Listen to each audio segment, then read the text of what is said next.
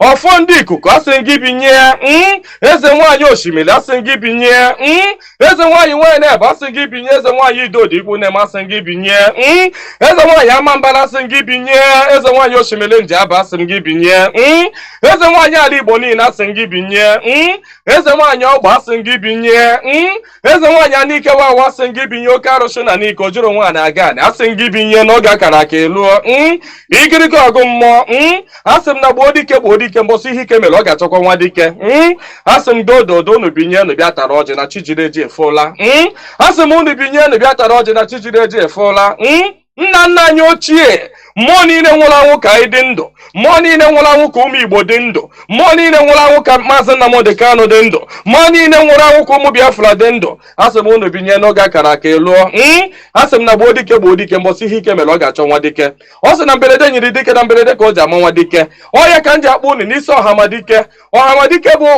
Mazi Nnamdi Kanu ya bụ Mazi Nnamdi Kanu otu mkpụrụ anya ji isi ụgwọ otu ọnụ na-ekwuchitere mba niile ụkpaka na-agba n'udu mmiri na-agba n'oge nke ya asị m unu binye n'isi ya nye ogologo ndụ na-arụ isi ike napụta ya na eke napụta ya n'orie napụta ya na afọ napụta ya na nkwọ asị m na ahịa akara aka anaghị eri nwa ngwụrọ na ahịa akara aka agaghị eri Mazi Nnamdi Kanu asị m unu ga-anapụta Nnamdi Kanu na eke napụta ya n'orie napụta ya na afọ napụta ya na nkwọ asị m mee ka ọnụ niile kwụrụ njọ n'isi atụgharịa kwụ mma ka ọnụ kọrọ ogiri ọnụ kọrọ ogiri lacha Chukwu okike abịa ma onye jiri mmiri siri ike kpọọ aja were aja siri ike kpọọ mmadụ asị m na taata bụ ụbọchị eke n'ala Igbo asị m na eke ga-eketara Nnamdi Kanu ndụ eke ga-eketara ya nwere onwe oke ga-eketara ya ndụ oke ga-eketara ya Biafra oke ga-eketara ya nwere onwe oke ga-ekegburu ya ndị iro kegburu ya ajọ mmadụ na ajọ mmụọ asị m na mbọsọ ga-apụta ekwensu ga-anọ n'ụra ndị ilu ya ga-anọ n'ụla ọkwa na ekwe osu asị m gịnị bụ ekwe osu asị m na mbọsọ ọ ga-apụta ya bụ ndị ilo ga-anọ n'ụra ọha bụ ndị ọha ma bụ ekwesu asị m na ha ncha ga-anọ n'ụra na Nnamdi Kanu ga-apụta n'ike na ebube Nnamdi Kanu ga-apụta n'ike na ebube asị m na ọnụ kwụrụ njọ n'isi ya ga-atụgharịkwọ mma asị m ọbịara igbu Nnamdi Kanu gbuo onwe ya onye si na Nnamdi Kanu agaghị adị ndụ onye a ga-eji anazere mmiri onye si na Nnamdi Kanu agaghị apụta onye a ga-eji anazere mmiri ọnụ niile kọrọ ogiri ọnụ ga-akọrọ ogiri lacha osisi abụla oturu ga-emeche wee kwele onye asị na Nnamdi Kanu agaghị apụta asị m na ọnụ ahụ iji wee kwuo ya na ike ejikwa ya wee kwugharịa mma n'isi ya asị m na ya bụ onye ahụ na-atụ Mazi Nnamdi Kanu aka asị m aka gị ga-akpọnwụ osisi ahụ fụrụ Nnamdi Kanu wee tọọ nkwe asị m ikuku futuo gị anya ọbụla fụrụ Nnamdi Kanu kwawa akwa alịla asị m alịla akọ ya n'anya onye fụrụ Nnamdi Kanu cheta ihe gburu nwa ya ihe gburu nwa ya gbuo ya maka na ọ bụrụ ya gburu nwa gị Chukwu okike abịa ma asị m na mberede nyiri dike mberede ka o ji amanwa dike asị m na okirikiri ka a na-agba ukwu ose ọ dadị ukwu ose enu na okirikiri ka ndị iro ga-agba Nnamdi Kanu mana ha ama mkpata ya aka ọ sị na nkirikiri ka ọ na-ekiri odido jiri odido enyi ozu na ọkwado nkirikiri ka ndị iro ga na-ekiri ya mana ha ama afụ ya anya asị m na eje anaba isi ije asị na Nnamdi Kanu ga-eje na ọ ga-ana asị m na inye anaghị eri ọba maka na inye na ọba bụ nwanne inye agaghị eri Nnamdi Kanu maka na ọ bụ nwa iyi asị na Nnamdi Kanu ga-adị ka echi anaghị agwụ agwụ maka na ije ejere bụ ije mmiri ọ bụla eje nkụ asị na ya bụ ije ga-abụ ije mmiri asị m na ọ ga-anata n'udo asị m na ọ ga-abata sirili welere asị m na unu ga-aga kpọnatara anyị Nnamdi Kanu asị m unu ga-akpọnatara anyị Nnamdi Kanu ga-akpọnatara anyị Nnamdi Kanu ga-tụnye ugo ga-nye ya mmeri ga-nye ya mmeri ga-nye ya mmeri tụnye ugo n'elu ugo nye ike n'elu ike nye ya ndụ n'elu ndụ ọkwanụ ndụ ka o ji efu na-efufe unu nye Nnamdi Kanu ndụ onwe ike wee kwụrụ jinjin onwe ike wee kwụrụ wee fuo n'ofufe a sị na ya kara ka anaghị eri nwa ngwụrọ ihe mere ha ji jide Nnamdi Kanu bụ ka nwee ike wee megide ndị Igbo ka nwee ike megide ụmụ Biafra ka nwee ike wee kwuchi anyị ọnụ ka ha nwere ike wee kachi anyị ọnụ ka anyị ghara ikwu okwu ọzọ mana ama m na dododo Chukwu okike abịa ma ndị nwa na ndị nwe mmiri ndị nwe ikuku ndị nwe anyanwụ mmụọ nna nna anyị ochie mmụọ niile nwụrụ anwụ ka anyị dị ndụ mmụọ niile ọ kwafọrọ ọbara ha n'ike maka ihi Biafra asị m unu binyenu asị m unu dododo na ọkwa na unu bụ ihe nwe ike a ọkwa na unu ga-eji ọgụ mmụọ a ọkwa na unu ga-aga bụori ahịa ọkwa na unu ga-aga napụta ya maka na ihe ọ tinyere unu n'aka anaghị ele ule asị m dododo igirigi ọgụ mmụọ eze nwaanyị niile nọ n'ala Igbo mmụọ niile nọ n'ala Igbo asị m unu binye maka na onwe onye nọ n'ụwa na-anaghị aṅụ mmiri onwe onye nọ n'ụwa na-anaghị eri nnu nnu bụ ihe ụtọ si na mmiri wee pụta onye ọbụla na-eri ihe na-eri ihe ihe dị na mmiri. Onye na-asa arụ ji mmiri asa arụ. Onye ọbụla na-eme ihe ọbụla ọ na-eme ji mmiri eme ya. Asị m ihe ọbụla mmadụ na-eme n'ụwa mmiri ọ na-ebubu ụzọ. Asị m onye ọbụla kpọrọ mmiri asị na mmiri a ga-agbagbu ya. Asị m onye ọbụla fụrụ mmiri n'anya ga-afụ Nnamdi Kanu n'anya. Onye ọbụla fụrụ mmiri n'anya ga-afụ Nnamdi Kanu n'anya. Onye ọbụla mmiri na-awụsa n'arụ ga-afụ Nnamdi Kanu n'anya. Onye ọbụla mmiri na-emesa n'arụ ga-afụ Nnamdi Kanu n'anya. Onye na-aṅụ mmiri na-eli nnu, asị m na ọnụ anyị ji wee lie nnu wee ṅụọ mmiri na ị ga-eji akwa okwu ọma n'isi Nnamdi Kanu n'aha Chukwu okike abịa. Ise.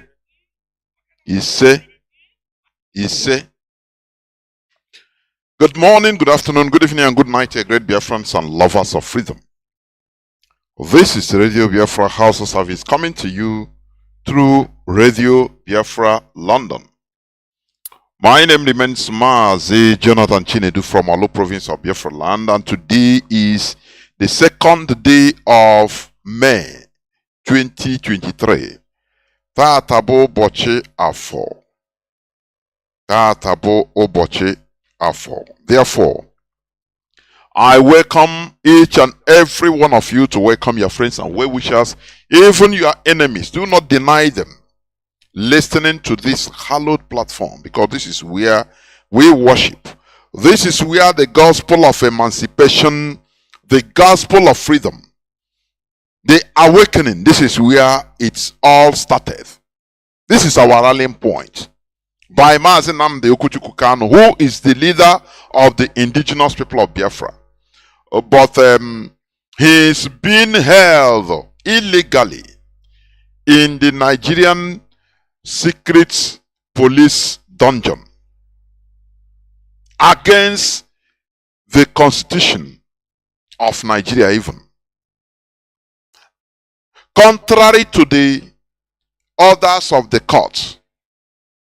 Because Mazi Nnamdi Kanu went to the court, appeal court of Nigeria, and it was ruled, the verdict was discharged by the court that's supposed to be the highest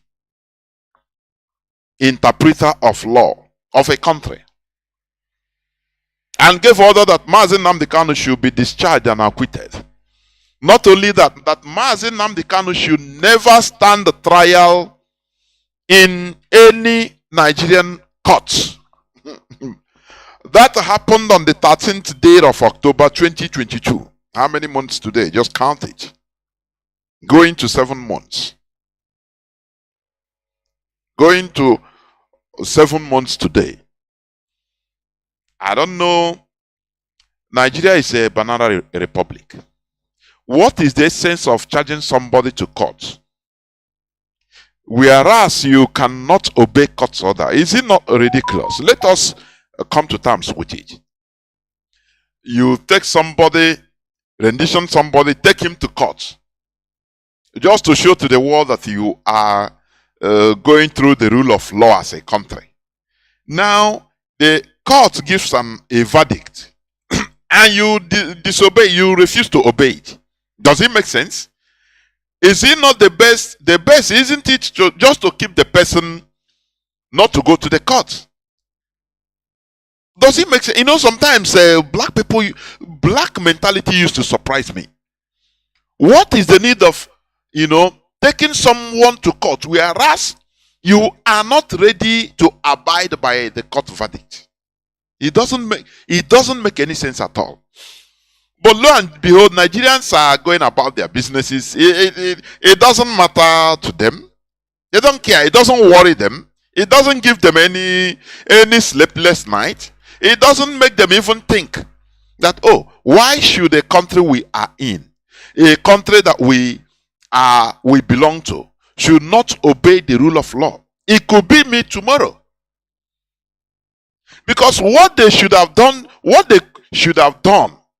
to Mazi Nnamdi Kanu, just carrying him, putting him there without going to court, without going anywhere, just keeping him there, so that we know that But all these things, all these shenanigans of going to court, is just to deceive the international community that Nigeria is working. At least they have courts, they have the court system, the judiciary. That is what they are doing. So it baffles me. Our leader is now illegally detained since 7 months now. in the Nigerian secret police dungeon. The world should take note. He's a British citizen, but Britain never cares. Because for them, it's not serving their interest. That is what matters to them. A British Iranian was jailed in Iran, and Britain was trying to pull down the whole world. Oh, why should a British citizen be? It's an Iranian citizen, no, the British Iranian. For you to understand the double standard of these people, the people that are teaching us our own thing, democracy, rule of law. Be straightforward. But look at what they do. They didn't rest until they removed the British Iranian was released from jail. Today, their citizen, or one of their citizens, Mazi Nnamdi Kanu, a naturalized citizen, is languishing illegally in the Nigerian dungeon, secret police dungeon. Illegal. And the Britain is only, they will come and say, okay, we are giving Mazi Nnamdi Kanu a consular service. We are helping him. They are no more Great Britain. No. Because it concerns Biafra. That is it. That is the world we are in. That is why I used to tell us, no person will help us except us. So that is why we continue this awareness. Anywhere we are, we must continue creating awareness of what we are suffering, of what the Nigerian government, the Nigeria system is doing to us, of what Britain is doing to us, because whatever that is happening to us is a direct action of the United Kingdom. They are the people that are, election is democracy, or selection. But they have a king in their country. Do you see? Sometimes I look at this world, I say, no, this world, jail shall anyway.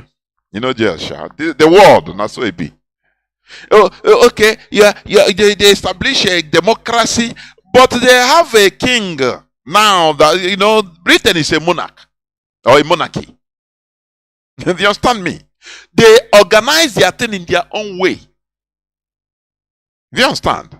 The Prime Minister of Britain is answerable to the British monarchy. It's a kingdom. United Kingdom. Which means it's run by a monarch. It's not a republic.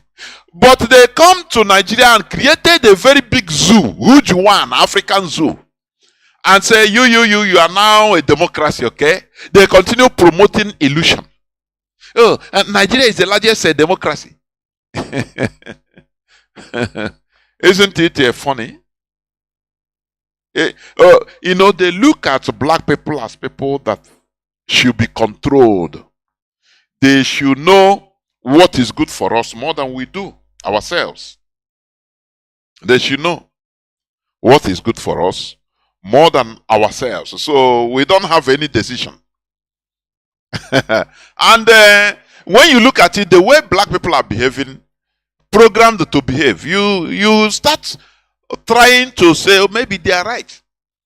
After all, they impose their God upon us, and we defend. You see, we are defending foreign God, calling foreign ancestors to come and help us, demonizing our own ancestors, our own forebearers, people that we bear 33% of their chromosomes.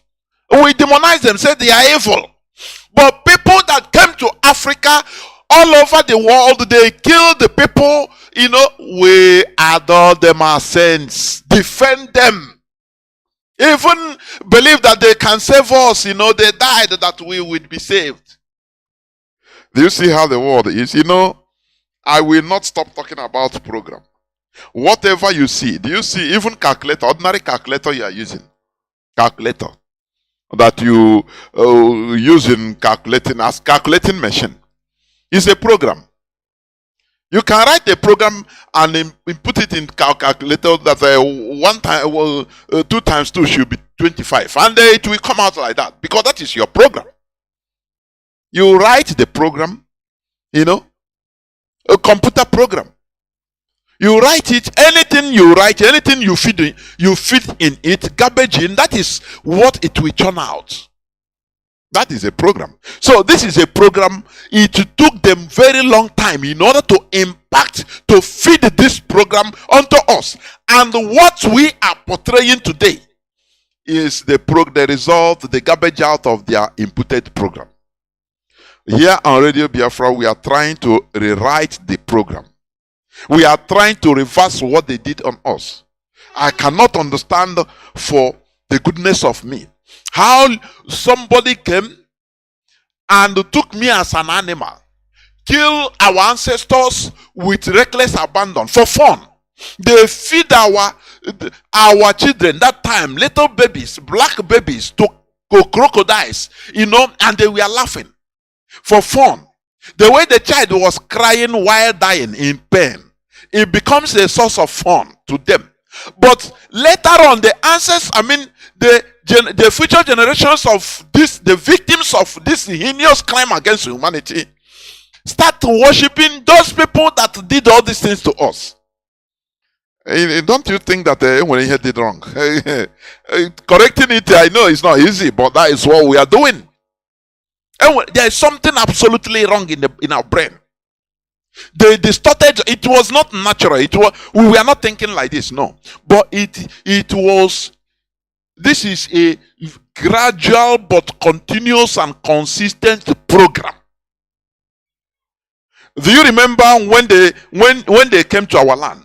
Who did they target mostly? First of all, the missionaries.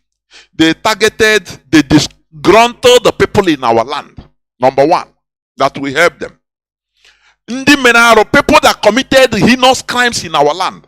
People that our communities exiled or excommunicated or ostracized. People that we are bearing, that they know that we are bearing, disgruntled against us because they committed a crime. Do you understand? They targeted them to use them. And after, the second people is the children.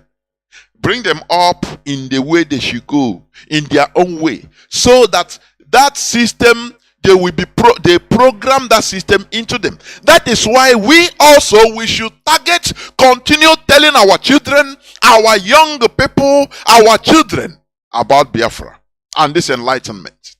Don't think that it didn't concern them. They are the future. You understand? They are our tomorrow. Britain smartly did that. They targeted this disgruntled people. Do you understand me? This people that committed adultery in our land. Now the missionaries gathered them, say, no, don't worry. As they were waiting for them, ostracize them for time to reach, for them to, how do you say it? In order for them to do the sacrifice required of them, for them to be readmitted to the community. But the missionaries smartly gathered them. That is why, let me tell you, any person that is telling you that his great-grandfather, he was a idol worshiper, but the white people, he follow church, he follow white people. Let me tell you, these are the bad people, bad guys in our society. I'm telling you honestly, with assurance, I'm telling you. The good people they were forced and killed to follow the white people's teachings and ideology in our land. I am telling you. So when they carry these people, they say, don't worry. They clothed them, telling them that, look, don't worry, Jesus has forgiven you, he died for you, so just confess your sin to me. What did you do? This is a Reverend Father. Confess to him, tell him, once you tell me what you do, finish. You don't need to go to your community for any reason, or to do them, say you have to confess your sins or do what they want you to do. No, they say this is evil, it's a demon. Don't do that. They collected them from community to community. Those disgruntled people. And these people, these evil men, found solace in these missionaries. They found solace in these new people, these foreigners, and say, oh boy, they gave them everything. Gave them protection. Gave them the British military. For those that are telling us that, look, missionaries are different and those that colonize us are different. No, you are completely wrong. They were moving like, a war group. So, these evil men in our land, which now they have taken as Christians by the missionaries, they now arm them. Gave them the protection they want or they need. The same way they protect the politicians in our land that are killing. I'm giving you a practical example. Those that they impose in our land, in us, on us, those that are not fighting for our interests, foreigners, the caliphate imposed them on us. After all, Uzodimma was from 4th position to 1st position. Today, is he not the governor? Don't he have the military convoy he needs for his protection? Anytime he wants to call the military, they will come and slaughter people like they did in was it yesterday? That is it. That is how the white people are doing. How the missionaries did. Now they made a collection of these evil men, rapists in our land, those that did things against our land, against our people. Because that time, if you sin anything, any evil you commit against your neighbor in our community, it is not against that person. You didn't commit only against that person, but against the whole land, against the whole people. That is why they say,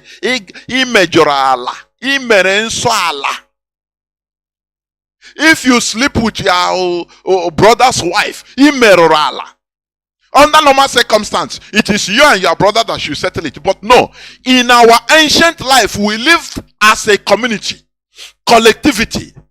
That thing you do, it is not against that your brother only, but against the land. Therefore, you have to do something to redeem yourself from the calamity that will come. And if you are not fished out, your evil will affect everybody. Is it not in the Bible you are reading? They brought you abracadabra. The history of in the Old Testament, after they condemn it with the New Testament, bring you New Testament. This is how the Roman Empire. They tell us, no. When you read, you say no, and if somebody slap you, slap him back. Even hate your enemy. But after they say no, but this is Old Testament. All things are past. No, this is what we are. We are in the time of grace. They show you the illusion that they are real. But after they come, they brought their own to counter everything in order to confuse you, in order to subjugate you. So that was how they, collected the evil people in our land to follow them. These people now, these evil people in our land became the commanders, the warrant chiefs. Because they, just like disgruntled people. Study history. Samuel Ajay Crowther was disgruntled. That was the reason why he came with the annoyance. He was converting black people. He was a Yoruba man, changed his name. He said these people he was disgruntled. So Britain used him in order to convert our people, convert black people, including Igbos, to Christianity. They targeted the evil people in our society. They get them, they know that they committed evil. Now it is the white man, foreigner, that come now and say, no, you are forgiven. Don't mind your system. Your system is evil. That system that make you as an idolater, as an idolater. How do you call it? Idolatrous person. Somebody that is sleeping with his, or incest, committing incest. Sleeping with your sibling. That thing, he said, no, that thing, don't worry, you are forgiven. Those that are accusing you that you did this, that once your community to be good, it turns around, they say these are the evil men. Britain pronounced them, they are the evil men. But the missionaries provided the military for them. So go back to that community and start preaching to them that yes, I am more righteous than you. You people are idol worshippers. Things turned around. And all the others are history. You understand? Therefore, today I am here on this hallowed platform with one Mazi Joe Agaf. Please, welcome to the program. Please, before I continue, introduce yourself to Biafrans before I continue. Mazi, can you hear me? Hello, Mazi. Good evening. Mazi, go on. Please introduce yourself. Go on. Biafrans are listening. I am Mazi Joe Agaf. From Obuleku. Mazi, look at the when you chinante biko. Okay, please bring your mouth closer to the device, please. Like as I said, I am Mazi Joe Agaf. I'm from Anyocha North of Biafra region. I'm serving the IP and the club as the deputy coordinator. Mazi, what is happening? You are listening. The sound is not good as it's supposed to. Please. Can you hear me now? Yes, it's good. It's good, but sometimes it seems you remove your mouth to be far. Please, bring your mouth closer. Is it okay like this? It's okay. It's okay. It's okay. Oh, okay. Okay. Like as I said, I'm from Buluku. I'm in the province of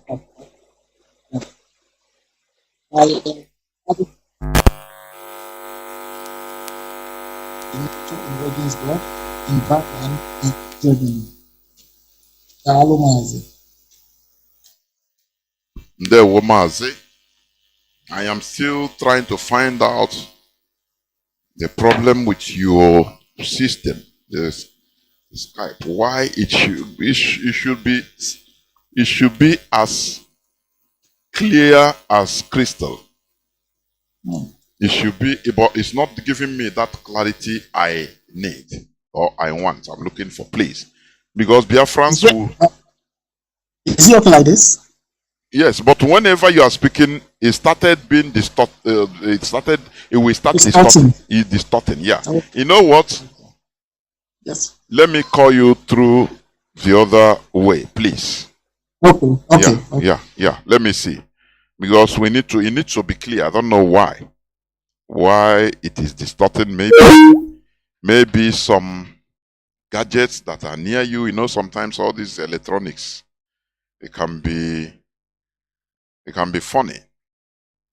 I'm telling you, they can be funny. Let me see. Because we must preach this gospel, honestly. And we need people hearing us to hear us very, very clear. Very, very clear, without being distorted.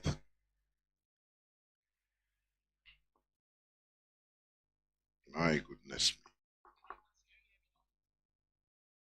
Mazi, can you hear me now? Yes, I can hear you very well. I think it's better here. I'm telling you. Yes. It's highly better here. Crystal clear. So, please, can you reintroduce yourself in a jiffy, please? Okay. I'm coming out clear now? You are coming out crystal clear right now. Go on. Okay, good. Good evening, Biafrans. Good morning, Biafrans. Good night, wherever you are on this planet. I am Mazi Joe Agafie. I am from Obuleku, and Obuleku is in Anyocha North of Biafran land. I'm serving the indigenous people of Biafra as the deputy coordinator in Regensburg in Bayern, which is in Germany.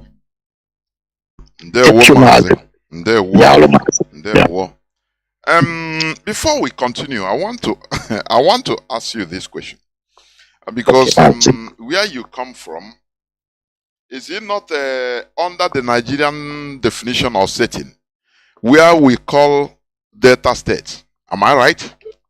You are right, Mazi. Okay. Is Ubuluku right?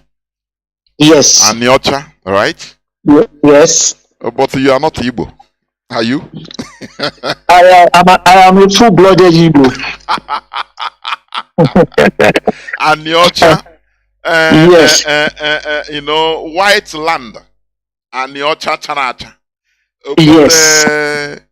now, I want you to please, your personal, I don't know, you know, sometimes maybe your parents will upgrade you normal, train you normal that you are an Igbo. Most of the time they will indoctrinate their children that, oh, we are not Igbo, or you know. I want you to give us your personal experience while growing up. Did your parents, be frank? Did your parents give you the impression that we are all Igbo? So, or what is it? Please, just tell us just a little about it. Okay, Mazi, thank you. Mazi, you know, when I was given birth to in Lagos, I grew up in Lagos. Oh, you Me people and are my, Lagosians. Now, wow. that was what they used to call us. No, that's it. That's it now, because I know many of them, many of our brothers and sisters. Oh, Lagosians. Exactly. Yes. Go on. Yeah, you know, before the war broke out, my dad, you know, he was staying in Lagos. He was still single then. He had this big bookshop, you know, where he sells, you know. So when the war broke out, and there was a period they started looking for Ndibus house by house. Luckily for him, he had not. In Lagos, he right? didn't wake up on time. Yes, in Lagos, yes. He didn't wake up on time that morning. So someone came to knock and called him. Joe, are you sleeping? Stand up, stand up, stand up. He asked, what is this? He said, they are killing Igbos. Can't you hear? He said, really? But, you know, but the man, his friend was a Yoruba man. I will never forget that man. He came from, he's from Ondo State. So now he told my friend, my dad, jump this fence, jump that fence, wait for me, I'll come and meet you then. We'll know how we're going to take you down to, what's the name of this road that leads to Badon Express, all those places. Ore Express Road. Yes. No, yes. Yes, all those places. That was how he disguised my dad, you know, he was speaking Yoruba as if my dad was, you know, replying to him too. That was how he escorted my dad down to that axis, and my dad was able to find himself back to our town, Ubuluku. When he got there, he said things were really terrible, that the Biafrans and the federal troops, you know, were in our area there looking for Biafran soldiers, you know. Yes, some Biafran soldiers were, you know, stationed in our place. Like they were stationed also in Ogwashuku. Some of them were in Ibuzo. Like they were going back, they were retreating back after they attacked the western region. So my dad told me that. I think, sorry, for clarity's sake, this is the story your dad told you, because you are not born that time. Yes, right? Exactly. Yes, okay. Yes, you're right. You're right. So you know, we said that the government, the Niger, their plane will come, drop bomb inside the forest, some inside the towns. That all of them went deep inside the forest. You know, so it now became a matter of survival for all of them. Then later, the soldiers entered inside the town looking for any male that they could just kill. Just like as it is happening now in the East, they will just enter inside any community. If they see males, they kill them. My dad said they were calling them Chukuma Nzogo's brother. That all of them are Chukuma Nzogo's brother, because Chukuma Nzogo is from Okpanam. So anybody they get hold of from Agbo down to Asaba, they take that person as a brother of Chukuma Kaduna Nzogo. And along the line, there was a problem that happened in Ishiago, as my dad told me, that in Ishiago, the OB, you know, the OB there had a problem with the soldiers because the Biafran troops, they entered inside their camp and killed many of them. So what did they do? They now went to the palace. They carried the Obi. They did not kill him. They just dug a pit, threw him inside like that, and he was buried alive.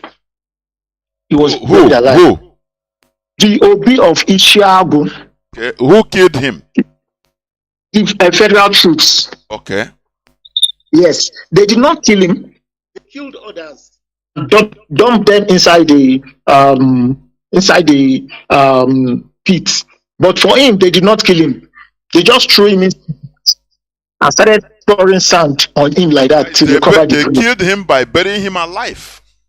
Yes. That's it. Because when you say they did not kill him, which means they spared him. Yeah, what I meant was that they did not shoot him like the way they shot others. So he was buried alive. So this fear circulated all over Anioma. So many Obis were not ready to die like that.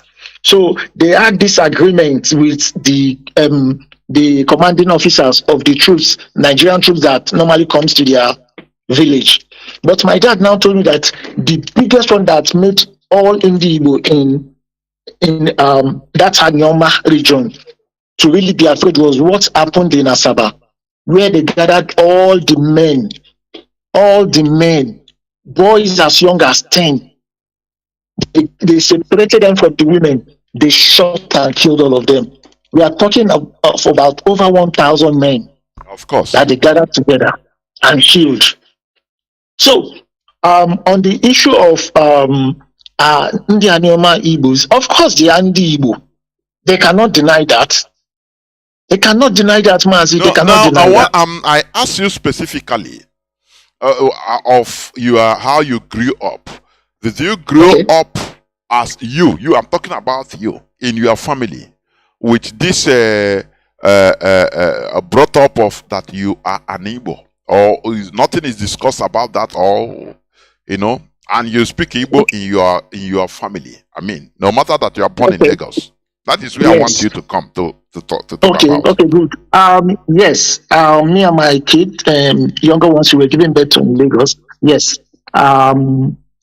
Even the time I was giving birth to, because my mom gave birth to me through cesarean operation, that it was the fighting, the bombs that they were throwing that, made her to have such problem during childbirth. She gave birth to twins, me and my twin brother. But my twin brother could not survive, so I was the only one that survived after a bitter fight for me to be alive after like 6 months. So it was a terrible period for my parents that time, because they were having this problem of the Yorubas. That was after the war. In the precisely 75, 76. So they were having this problem of thrust. My dad always said that the Yoruba people, I want Igbo, as in Igbo people, if you catch you, will break bottle on your head. So my mom, when she got to Lagos, she quickly, learned how to speak the language. And while I was growing up, I had a lot of Yoruba friends. Then we were all going to school together, but at home, we were still speaking our Anioma language. Can you speak? When you talk, let us. Can you speak the Anioma language? Just few sentences. Of course, na-asụ Anioma, na my asụsụ mbụ asụsụ Anioma. Nnamdi bụ onye Obuluku, nne bụ onye Seluku. So, kawasi mụ anyị. Okay. Now I understand. There is a mistake. That's a mistake we are still making. It's just like when you are talking to me, I say, no, I will speak Olo language. Okay. Olo doesn't have language. It's Igbo. What you should say is Anioma dialect, Igbo language. Because what you are speaking now, I hear you all. Nsoka will not tell you that I am speaking Nsoka language. That is a very basic mistake that our people are making. And it is it is something voluntary that they voluntarily pollute it, turn it into, like, sometimes you go to Google, when they even make Equality to become a language. You see that? Yes. But it's not. You are right. Igbo is the language. Igbo is the language. Igbo has many dialects. Exactly, Mazi. Every language has dialects. I say every language, not only Hausa have dialects. Yes, Somebody from Yoruba. an Hausa from Kaduna, if he speaks, so an Hausa from what do you call it, Zamfara, we know that this person is from Kaduna, although they are speaking Hausa, but his dialect. Let us try to be understanding. So when you say, no, I speak a Nyama language, no. Okay, but what I actually meant was a that dialect. I speak the dialect. Yes, that is it. I speak the dialect. I speak Igbo language, but I speak the normal dialect. Likewise, me. Likewise, any other Igbo person, whether from Newi, Yes. from Onitsha, from Igbo, you speak your own Igbo dialect. But the basic is that we speak Igbo. Now the dialect. Exactly. Arabs, they are not. They speak Arab, but they are not the same. Somebody from Lebanon cannot understand even the Arab of somebody from let's say Tunisia. No. Yes. You understand me? What I'm telling you is a fact. It is. I agree. A Saudi cannot understand what somebody from UAE, the Arab they are speaking. It's different dialect. Sometimes they cannot even understand themselves at all. It is in all languages. After all, American accent is different. It's English. Even the spelling is different. Go to Google, American spell, you put something civilized, S. You say no, mark it red, is Z. And the way they speak it, their accent is different from English. I mean, from England. It's different from Canada. It's different from Aussie, that is Australia. You understand? Yes. But the basic language is English, but different dialects. Exactly. Go on, you are right, man. Go on. So, Mazi, like as you said, being given birth, and I went to school in Lagos State secondary school. The Yorubas they speak Yoruba language, but they have different dialects. Mazi, let me come there also. Let me tell you. Okay. Yoruba as a word is a recent, some time ago, Kayode, Femi Fani Kayode, he opened up that. And it's true. This word, Yoruba, is a recent word. There was nothing like Yoruba 200 years back. No. It is a recent thing. Before, you have the Aworis, the Ijebus, different tribes. Yes. But one thing leads to another. Conquest made them. Now they come together and now be forced to speak one language. Yes. And they become Yoruba, Yoruba, which is even an insultive word when you look at the original meaning of Yoruba. Original meaning of Yoruba is what do you call it? Betrayers. That is the original meaning of Yoruba. And today it become their name. But they were different tribes in that place. Yes. That's it. Yes. So go on. So once while growing up, I had friends, who were Yoruba people, but at home, our Igbo-ness is at home. So whenever we are outside, we play with our friends outside, we play football, everything. But after everything, when we get home, we continue speaking our language. So as an Igbo that we were, my dad always, like when I was young, I was an inquisitive person. I was always reading newspapers with him. I'll be asking him what's happened. And I read something about my vaccine that happened in Kanu. What was that, Daddy? He would explain to me that there were like all these Muslims, bad people that are killing people like Igbo people, So all this gave me an inclination more to want to study the history of being an Igbo person and my Igbo-ness at large with all my other brothers from Imo, Enugu, from other places, and I had a very good friend from Imo State, from Olu also, we went to primary school together, secondary school together. We were doing things together. There was this how do I put this, with other Yoruba guys that we were always together, no problems, no issues because we all grew up together. But growing up to this level now has made me to understand that when young boys are young boys, they don't really know what is happening. They only job to go out there and play. But when they become men, they now understand that yes, there's really tribalism against them. It happened to one of my cousins. He was beaten up by the alpha. That's the alpha in that area. He was looking at him that this one a big boy. He has a car, everything. So he arranged with some boys and they beat him up, injured him. So he had to leave that area to move to another part of Lagos. So the most Igbo people in Lagos, I can attest to the fact that in their family they speak their own dialect of Igbo. Yes, the ones I met, and they always agree that they are Igbo. They are just, should I say, fortunately or unfortunately, to be living in Lagos. So that is my submission for that part, Mazi. Okay, thank you very much. You see, the story you told now about your father being saved during the war by a Yoruba man that, come, they are, don't you hear? You hear? They are killing Igbos.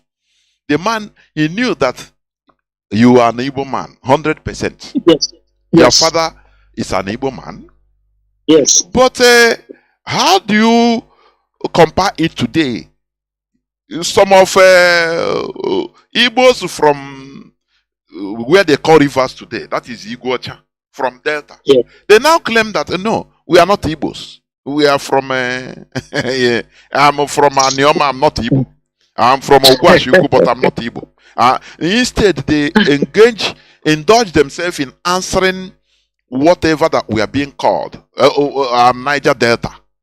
Yes. I do understand that it is in order to escape the tribulation, the persecution of the Igbos. So everybody has to deny their Igbo-ness. Yes. But does that make you escape? You, not you in particular. I'm talking about the person.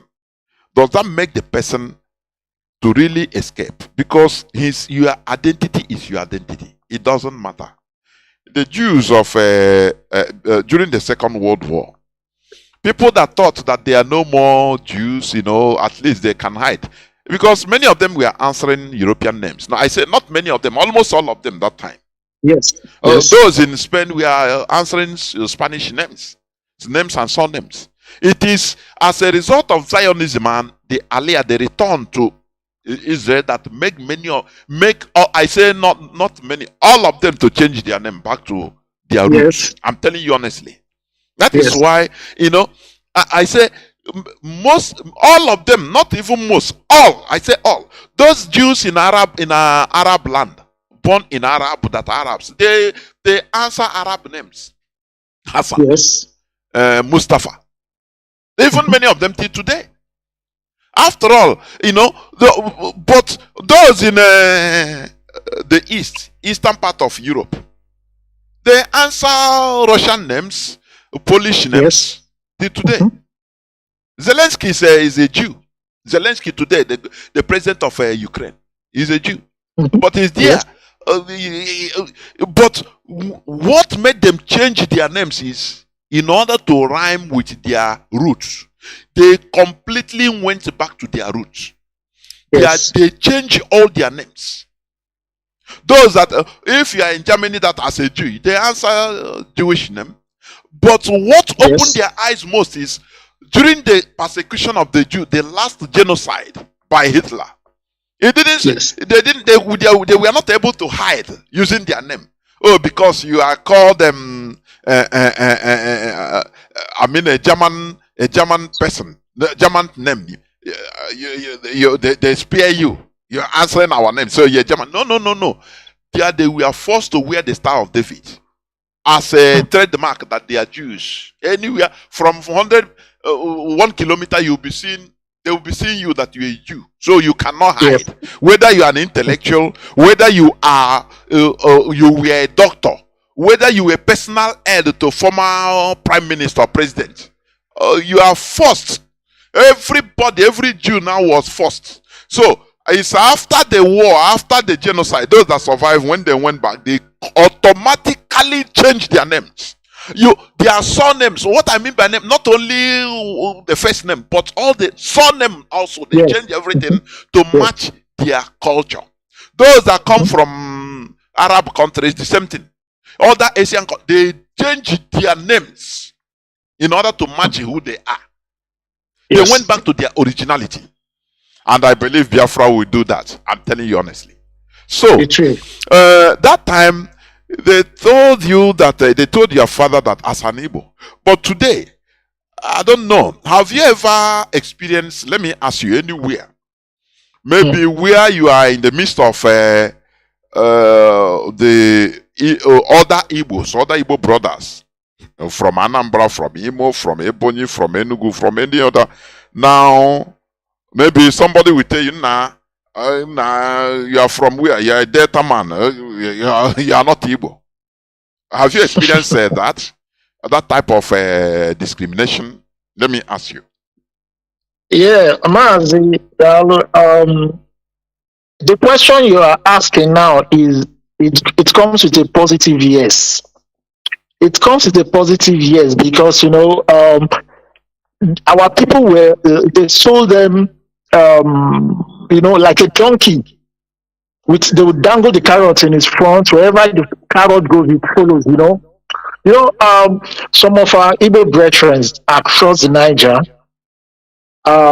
they did not see Anioma people as being part of them. Yes. And also, you are right. it I've was seen as it. I've seen yes. it. No, onye onye oga fremme onye na hancha with the same on the Bini. I'm saying no. He's our brother. He's a Igbo person like you, direct. Yeah. Stop saying that. Because Maz, you know why I'm saying this on air? Most of the time we blame our coastal brothers. Oh, they are not they say they are not Igbos. No. Sometimes we are to blame. Because we discriminate. We say, no, these people, they are not Igbos also. You understand? That is why I'm bringing it up. Mazi, continue what you're saying. Mazi, it has happened to me several times, I have friends, across the Niger. Most of us who met when I was still playing football. I met some in the university, But along the line, where I was staying, particularly in Lagos, that Yaba area, close to the railway line, the people trading there were majorly Igbo from the east. 99% of them, and because I used to have this interaction with them. Okay, for me, they see me always speaking Yoruba with all this Yoruba, my friends. But when it comes to maybe I want to buy something from them, and they hear me speaking Igbo language, they say, nah, this guy. They will be speaking it to themselves, so me, I'll pretend as if I'm not hearing. The one will be telling the other, nah, you got now 20 naira. Something I'm supposed to pay for 10 naira. I will look at them. And how do you use Mazi, let us be honest. It's painful. Yes. How do you used to feel, honestly? Because it's painful. Mazi, yes, I will not lie, I'm on air. I used to feel downgraded. Let me use that word. Very downgraded bad. And yes, very bad, and not looked upon as a brother. Mazi, if we go back to before the civil war, Chukuma Kaduna and Zogu, the Fulanis, the British, they know where he came. They knew that this man is an Igbo man, but of Anioma identity. You understand? They know where he came from. They know that he's an Igbo person. But our own Igbo people will not want to believe that Kaduna, Chukuma, and Zogu was an Igbo person because there was the river divided, both of us from each other. So let me coming back.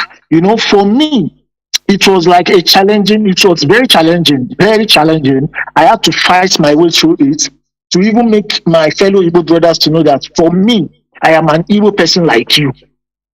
It's only that we have different dialects, but we are the same. When the migration started thousands of years ago, millions of years ago, some people say, this place is okay for me and my family. Some said this place is not okay. They crossed the river, some settled in Asaba, some settled at, that was how they started finding themselves in different places that they settled. So people have been there before those ones came there. So there's no way for me to agree with anybody that I am not an Igbo person. I am an Igbo person, 100%. My parents are boldly Igbos. We bear Igbo name. In my side, we have people buried Onyeka Chukwu. We have people bearing Chukwuma. We have people bearing Chukwu Nonso. We have people bearing Chukwu Nwike. We have people bearing Ngozi Chukwuka. Various names that are of Igbo origin. And up to now, Mazi, the most annoying thing for me now is that it has reversed now, in the sense that Igbos in Port Harcourt, in the Niger Delta area, as they call it, are even rejecting their own kids and king. They are now saying that they are not Igbo, that they are South, that they are Niger Delta. I asked one of them, have you seen in any part of this world, in any map, where they are calling themselves South? Because there's nothing like that in a demography of a people. It's only in the zoo that you will see them using English to convince and to confuse people to believe that, yes, these Igbo people, this Igbo state 1, 2, 3, 4, 5, they are Igbo. You people are not with them. You people are Southside. You people are Niger Delta. And those ones will just buy into that divisive attacks on our Igbo-ness. Mazi, hold on there. Just hold on there. You continue. You know, there's something I find absurd in our locality, or the way Britain is fighting us dirty. Let me tell you. Yes. We are the only people that instead Britain devised gibberish, nonsense. You know, just to divide us. It is the only place in the world that they call South. It doesn't make sense, but anyway, they put it. And you see our people, they hook on that nonsense, that thing that doesn't make sense. Sometimes I see it as I say, what is happening to our brain?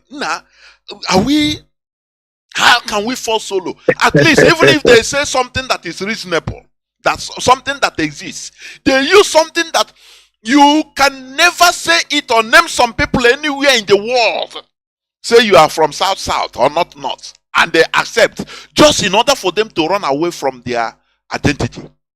And it got stuck. So I see it that even they are using nonsense in order to fight us. I say nonsense to fight us, because that is something that I cannot fathom it. It is not logical. That is why when I see even people that are our people that are inclined into defending the foreign religion, I don't blame them, because I say, after all, when a people can be made to defend something that does not exist, everybody knows that it doesn't exist. So how can you, after all, now people can defend, even belief system is not, you cannot prove it. So our people can even defend the belief system. It doesn't matter how absurd it looks. South to south. There is no cardinal point in reality that is called South to South. There is no other space in this world where people are living that they say, oh, you people come from South to South. But you still see our people are accepting to run away from Igbo-ness. They say, no, instead I come from South. What is your language? No, I speak South. I speak Niger Delta. Just for there, Mazi, I see it as running away from your shadow. It's impossible. As you are running, your shadow is pursuing you. You understand me? It's just like a baby that have not known what is shadow. He was shouting and crying and running away from the shadow. They have to explain to her, say, hey, you have to deal with this. So this your shadow cannot get away from you. It is you. So that is what our people are suffering from. They can do anything in order to try to run away from their identity. So the caliphate named them, okay, you people are South. They say, hey, now you have done it. South, we are South. Mazi, it looks absurd, honestly. It doesn't look reasonable at all. But it's the reality. Go on, Mazi, go. Yes. Yeah, Dalu Mazi. Mazi, you know, when the people have been defeated spiritually, their physical being becomes a zombie-ish type of living. Because I cannot understand how before the civil war in Igwe, you will hear of people that say they are from Umuebe, you know, before the war. Now, after the war, they now turned it to Umuebe. They now have to add that R to everything that they are doing. And I said to myself, wow, are Indigo so dumb like this? Because they don't want to share any relationship with Indigo that are being persecuted, without even them knowing that if they finish persecuting the Igbos, they will also come for them. You know, sometimes I used to sit down and ask myself, is it that Holy Communion that many of Igbo take in the Catholic Church? Is there anything inside? Because to me, when the Reverend Fathers are doing Mass, you know, they will speak some languages and concentrate the bread and the wine, turning the wine to blood, turning the bread to meat. To myself, I say, this is the same thing they are talking bad about us, that we are doing spiritism, that it is demonic. But our own people will not see that what these people are doing is even more demonic than our own. I always think that I think it was from that angle that the stupidity and the nonsensical things in Igbo. Mazi, let me also, you know, we are on interaction. Yes. Sorry, hold on. Don't forget what you want to say. Yes. But sometimes I will not completely agree that this is the cause. Oh, there is something in that wine or in that this thing. I will not completely agree. You know, it was just my own opinion. I know. Everybody has a right to his opinion. I'm saying not that my opinion is superb or cure ED. No, but I'm just expressing it. Do you know why I say so? It is not only Igbos that receive Holy Communion or this and that. After all, our neighbors, the Yorubas, they also did the same thing. You know, it didn't thwart them from being who they are. What I will say is, you know, I'm telling you. Yes. You know, it seems, you know, sometimes, though we are fighting Mazi, let me tell you, when you look back and see reason what happened to us, the whole world turned against us. A tiny set of people. Sometimes when you look at it, so you know, in other places, there will be maybe one superpower, one world power that will be with that person or that people. Yes. To defend them and say, no, these people, do not wipe them away. Do you understand me? Yes. During the Second World War, the Allied forces fought to liberate Europe. French president that time, what was his name? Pompidou. No, it's not Pompidou. Charles de Gaulle. Yeah, de Gaulle. Charles de Gaulle. He ran away. He ran away from France. As against German onslaught. He ran away. Yes. First of all, he ran to Algeria and established a government in exile. From Algeria, now he flew to meet Winston Churchill in United Kingdom. That was where they reorganized and started assisting the French resistance. Those the internal resistance in France. Those that were on the ground. They started organizing resistance, sabotage, making the German stay in France hell on earth. Unpleasant. Yes. So, you see people recognize that, look, the Jews, they suffered and they helped them. In Afghanistan, at least the first time they were being invaded by Soviet Union, America covertly helped them and resist. You know, in many other countries, during the Korean Wars, America helped them. Some other countries helped them, help each other. But it is only Biafra that the whole world, they came in order to kill all of us. So when you see it, no, people, the suffering was so unbearable, it was unthinkable. That is the reason why. Let me tell you, Mazi. You see what Nigeria is doing? Tag IPOB, a terrorist group, all over. They are spending, too much money in order to bribe countries of this world, societies, organizations, to tag IPOB, indigenous people of Biafra, a terrorist organization.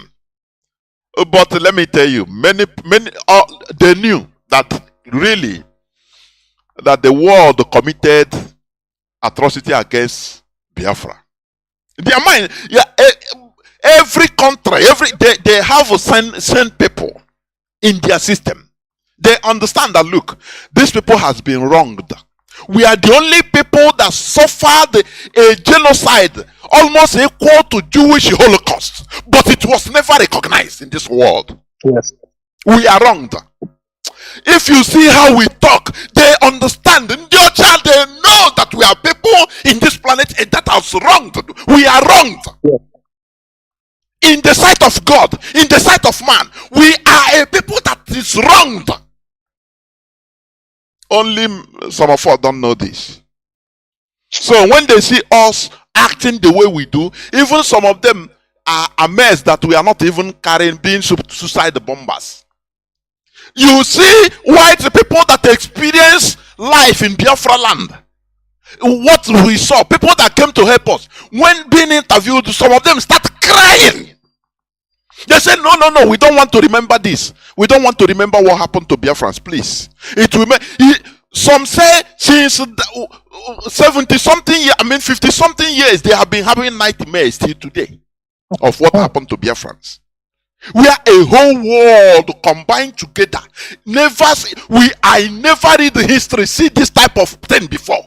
A tiny place. The whole world combined, converge in order to make sure they wipe us out of the planet Earth. Whenever, after the war, whenever the issue of Biafra is being raised in United Nations as a wrong being done to these people, Britain will use their veto power in the United Nations Security Council in order to suppress it and put it down, so that our genocide, the genocide conducted against us, was forgotten. That is why Britain, whenever we talk about Biafra, Britain used to piss their pants. I'm telling you, because they believe that if Biafra comes, that we are going to sue a hell out of them, that they are going to sell United Kingdom as a country to compensate us. That is the problem they have.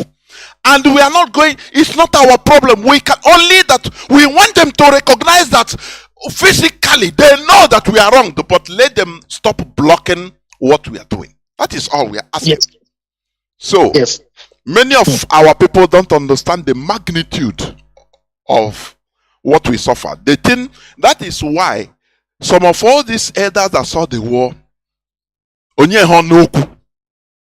is something I will see, you can go blind. So they don't want Yes. to even remember, because they become so disturbed that they become stupid. How can a tiny Biafra, everywhere around the world, the people, the powers, the world powers all join together in order to kill us, and after they made sure to suppress it, you don't talk about it. They thought that a time will come, a generation will come, a time will come, people will forget about it, and let's move on. Britain will be laughing. Say, we have succeeded. These people have forgotten they don't know that fire that is burning is inside. Internal combustion is more dangerous. It is because of internal combustion that you have V8. Cars move. You see lorries, even the trains move, because internally the combustion, the burning is internal. So it gives us too much a force that how many horsepowers? Equal to hundreds of horses. That is horsepower.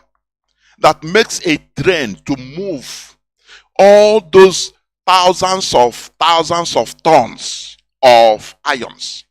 It's just internal combustion that is moving it. They don't know that what they try to suppress, it makes the fire continue burning inside us.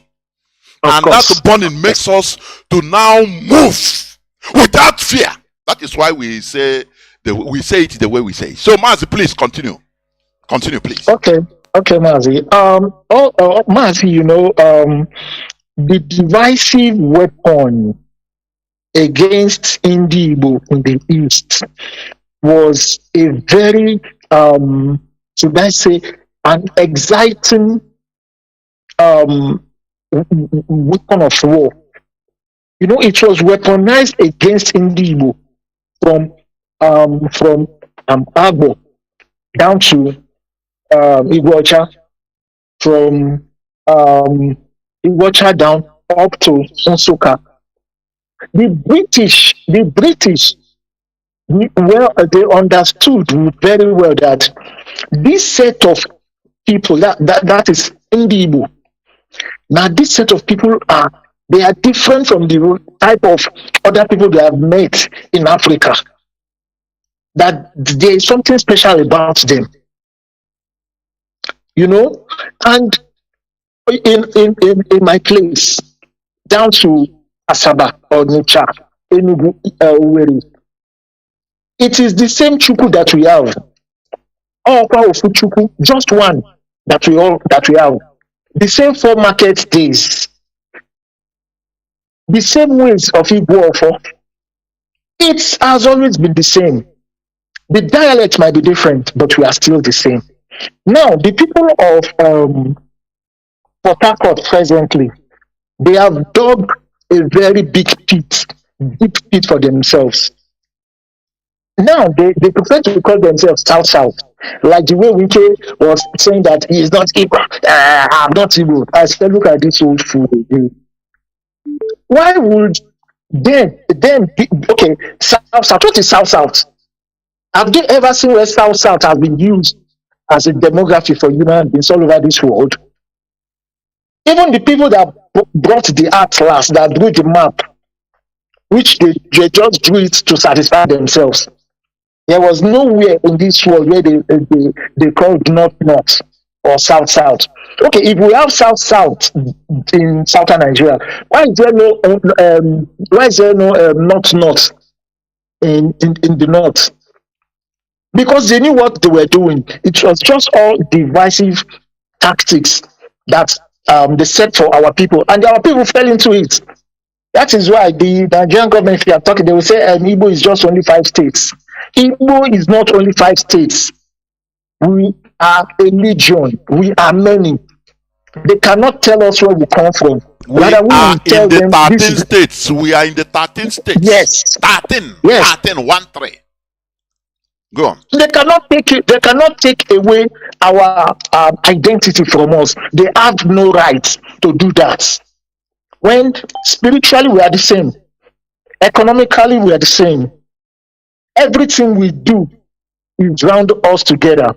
Yes, a river can divide. Yes, a river can divide people's demographic way of living, but they still know that they are one.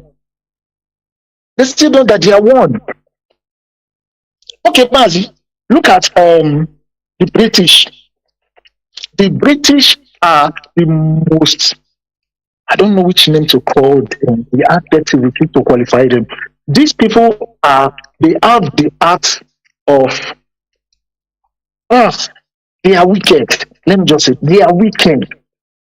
Okay, um, the reason why they ganged up against Igbo was as a result of that 31 years Ekume war that was fought against them.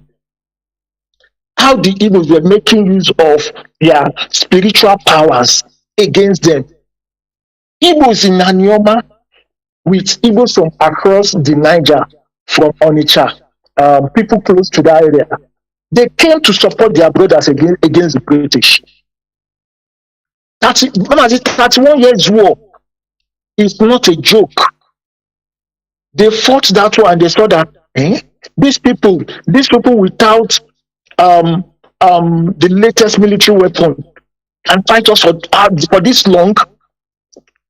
Now, when they got to know that the spiritual power between that war, they now say, okay, we understand. These people and these people are the same. Okay, we are going to let them know that we can destroy their spiritual powers, which they tried and they succeeded. They succeeded because some of our people, some of the slaves among Ndibo sold us out. That is the reason why Britain would never allow. They want to fight to make sure that Biafra does not stand. And Mazi, you know another thing that is trembling them. You see, Britain, France, and the US during that civil war, their intelligence outfits got information about the work of Biafran scientists, engineers, technicians, how they were able to build weapons by themselves, to fight the Nigerian government, to fight the Egyptians, to fight the British, to fight the Russians during that time, or rather the Soviet Union nation then. Mazi, the greatest fear of Britain in Africa is Biafra.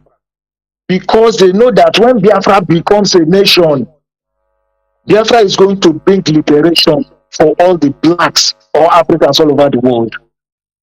It will cause a tsunami in people's way of thinking. People who want to come to Biafra to tap for intelligence, for wisdom. There was this movie I watched, the Wakanda, that has, I think, 1, 2, 3, series like that. I was watching it one day. I said, yes, this is Biafra in the nearest future. We are going to do what no country has ever done. They don't want to be afraid. They have seen that we are blessed. A little boy can sit down and construct something that his mates that are going to school in the Western world, what they cannot do, a boy in Biafra land can do it even without going to school. It is a blessing that Chukwuokike gave to us. Mazi, you see, there was a time I went to Okmanam. I saw the what's it called, the Chukwumanzo, where they molded him. I stood there for like 30 minutes. I was looking at this man. I was admiring him. Why? Courage, but at the same time, he was used by the British intelligence to cause havoc on Igbos. Because virtually all of them were young officers then. Many of them were like in their 28, 29, 30. They were very young. They were used to cause a problem for the Igbo. But this Biafra now, especially indigenous people of Biafra, we are going to take Biafra to where it has never been taken to before. Mazi.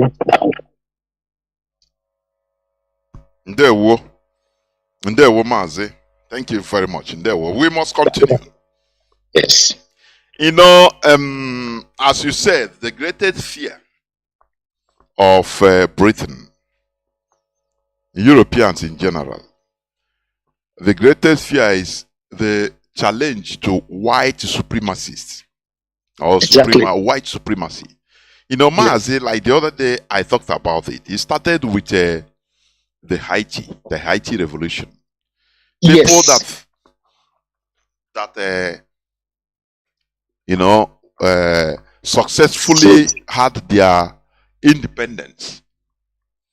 It's slaves that successfully got free by fighting the most powerful armies of that time. You know, and Yes. the Europeans couldn't take it. That time, that 18th century, 17 something. Remember, France were fighting war against Britain, the British invasion of the Caribbean, the Spanish invasion of the Caribbean also. But they had to together lay aside their war, their own war, or their own wars, Yes. in order to checkmate these people they call slaves that shouldn't be equal to them. Mhm. And you know, one funny thing, coincidence is Haiti, most of the Haitian slaves were Igbos. I'm telling you. Mm.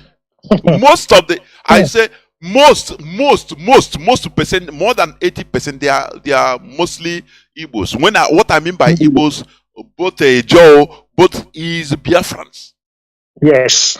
So they defeated the powerful military of that time. Now, France, the whole Europeans, they gathered together, including America. They blockaded them. They said, we will never allow these people to be equal to us. Okay, they have gotten independence by war. We will make them to suffer. And they blockaded them to rotten. The same blockade they did to Biafra. You know, sometimes you see the similarities. Exactly the same thing. In other places of the world, as long as the color is not black, you will see they will pity and say, okay, let's leave them, you know. They will negotiate and allow them to progress. Yes. But when it comes to black race, that is why even I used to call this caliphate, say they are useless. Because they are still black people. Yes. They are being used in order to underdevelop. Just like Walter Rodney's book, The European Underdevelopment of Africa. Yes. They are using Africans, black people, to make sure to heal down black people. They will throw religion to you. You are defending foreign religion. Like the Fulani. Oh, they are more Arabs than the Arabs. Ottoman Danfodio claimed that his mother came from his lineage of Muhammad, Prophet Muhammad, because he was one of that is his his maternal ancestors. Yes. That after all, he was from one of the wives of Muhammad. That is the mother of Ottoman Danfodio. That is a claim. It was a claim. So because of it, he have to kill, conquer, destroy a fellow black people for the interest of the continuation of foreign religion. You know, that is something Africa has to come in terms with. Do you see these two foreign religions in Africa? I am talking about it till tomorrow. If Africans never open their eyes and grow above Islam and Christianity, to thy kingdom come, we are going nowhere. I am saying it on air. You see these two religions. That African man will be killing his brother because of a religion that is not African. Because of people, something that came from far place, for another race. They now impose it on people. Brothers will be using it to kill brothers. If we don't grow, awaken, enlightened above these religions, whether you're a Muslim or a Christian, you grow above it. When you see a fellow African, you embrace him and say, forget about our religious difference.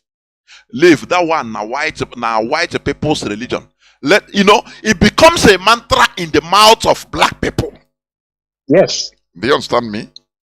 Yes. If we never do that, if some Africans never grow up, and that is what IPOB is trying to champion, so that you cannot slaughter your own race. Because why?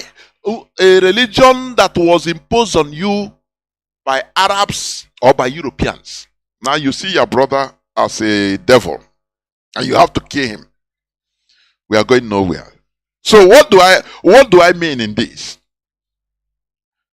The Europeans, whenever it comes to suppressing black race, they now have commonality. They put aside their differences. Do you know that the black people in Europe, the indigenous people in Europe, many parts of Europe, the indigenous people were even black color, black people. Of course, Mazi. So where are they? You're saying the truth. That will be the subject for another day. They slaughter. I don't know what make they hate black race. You know why they hate them? Let me tell you.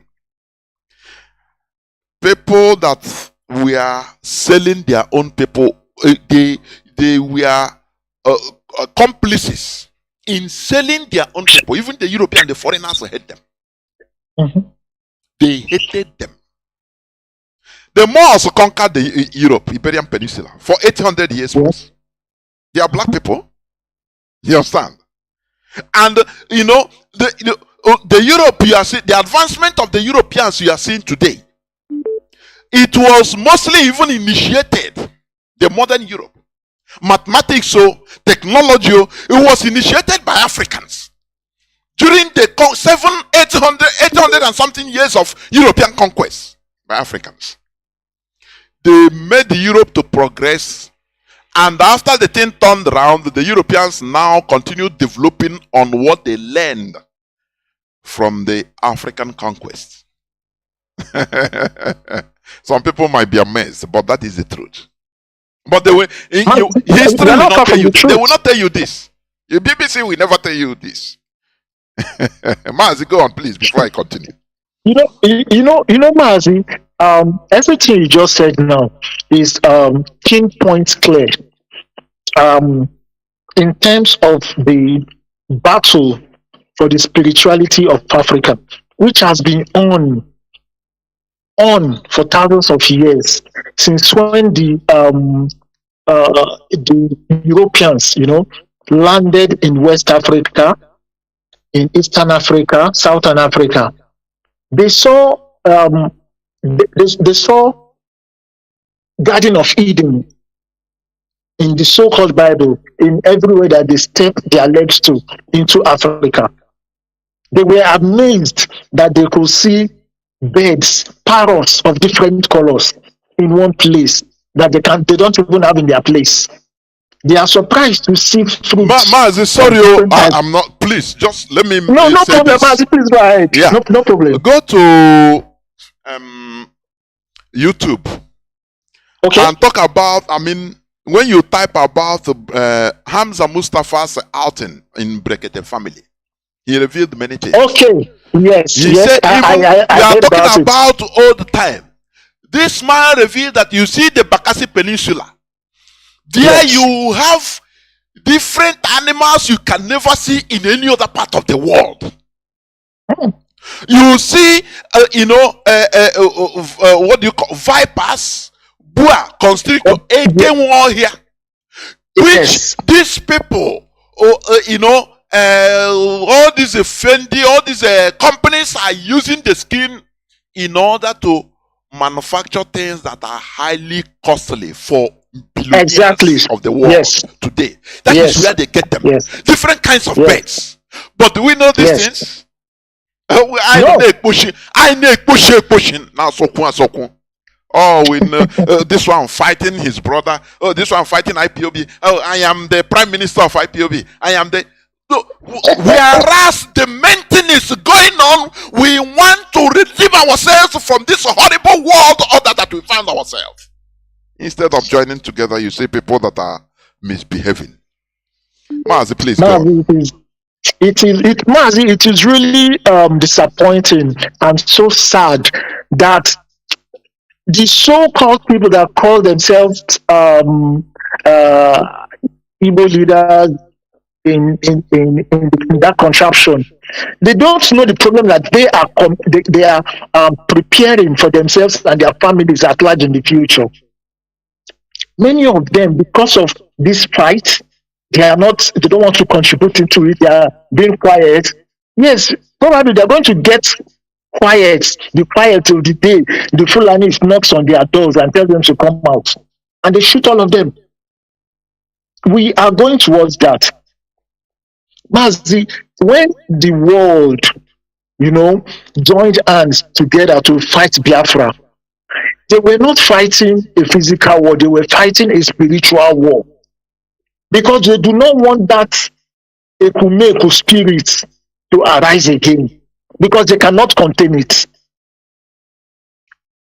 Nonetheless, now, our Ekumeku warriors have risen up. We have them as sentinels in the borders of Biafra. They keep watch in the night. They keep watch in the day. They are our angels back alive. All those our dear pastors that died in that Ekumeku war, they are our own angels. They are my own angels because I am from one of the line of the warriors from Obuduku that fought in that war. Now, you know what they used to do then? I was taken on a tour in my place by my godfather then. He took me into the bush and he showed me a gully. He said, this place is a gully. This was where they killed the captain. He mentioned the captain, but it was long ago. He said that our Ubuluku warriors just were some were in the trees, some disguised like leaves, that even some were leopards waiting for them. That these our people could, they used to call it they can, from being humans, and they can turn to pythons, they can turn to leopards, they can turn to any animal just to make sure that the enemies, they take away their concentration from the people waiting for them to kill them. He showed me everything and he told me everything. And from that time, I became so interested in history. It was fascinating. It was something that glued onto my mind, that I started, learning the history. I read the history of Europe even before I went to university.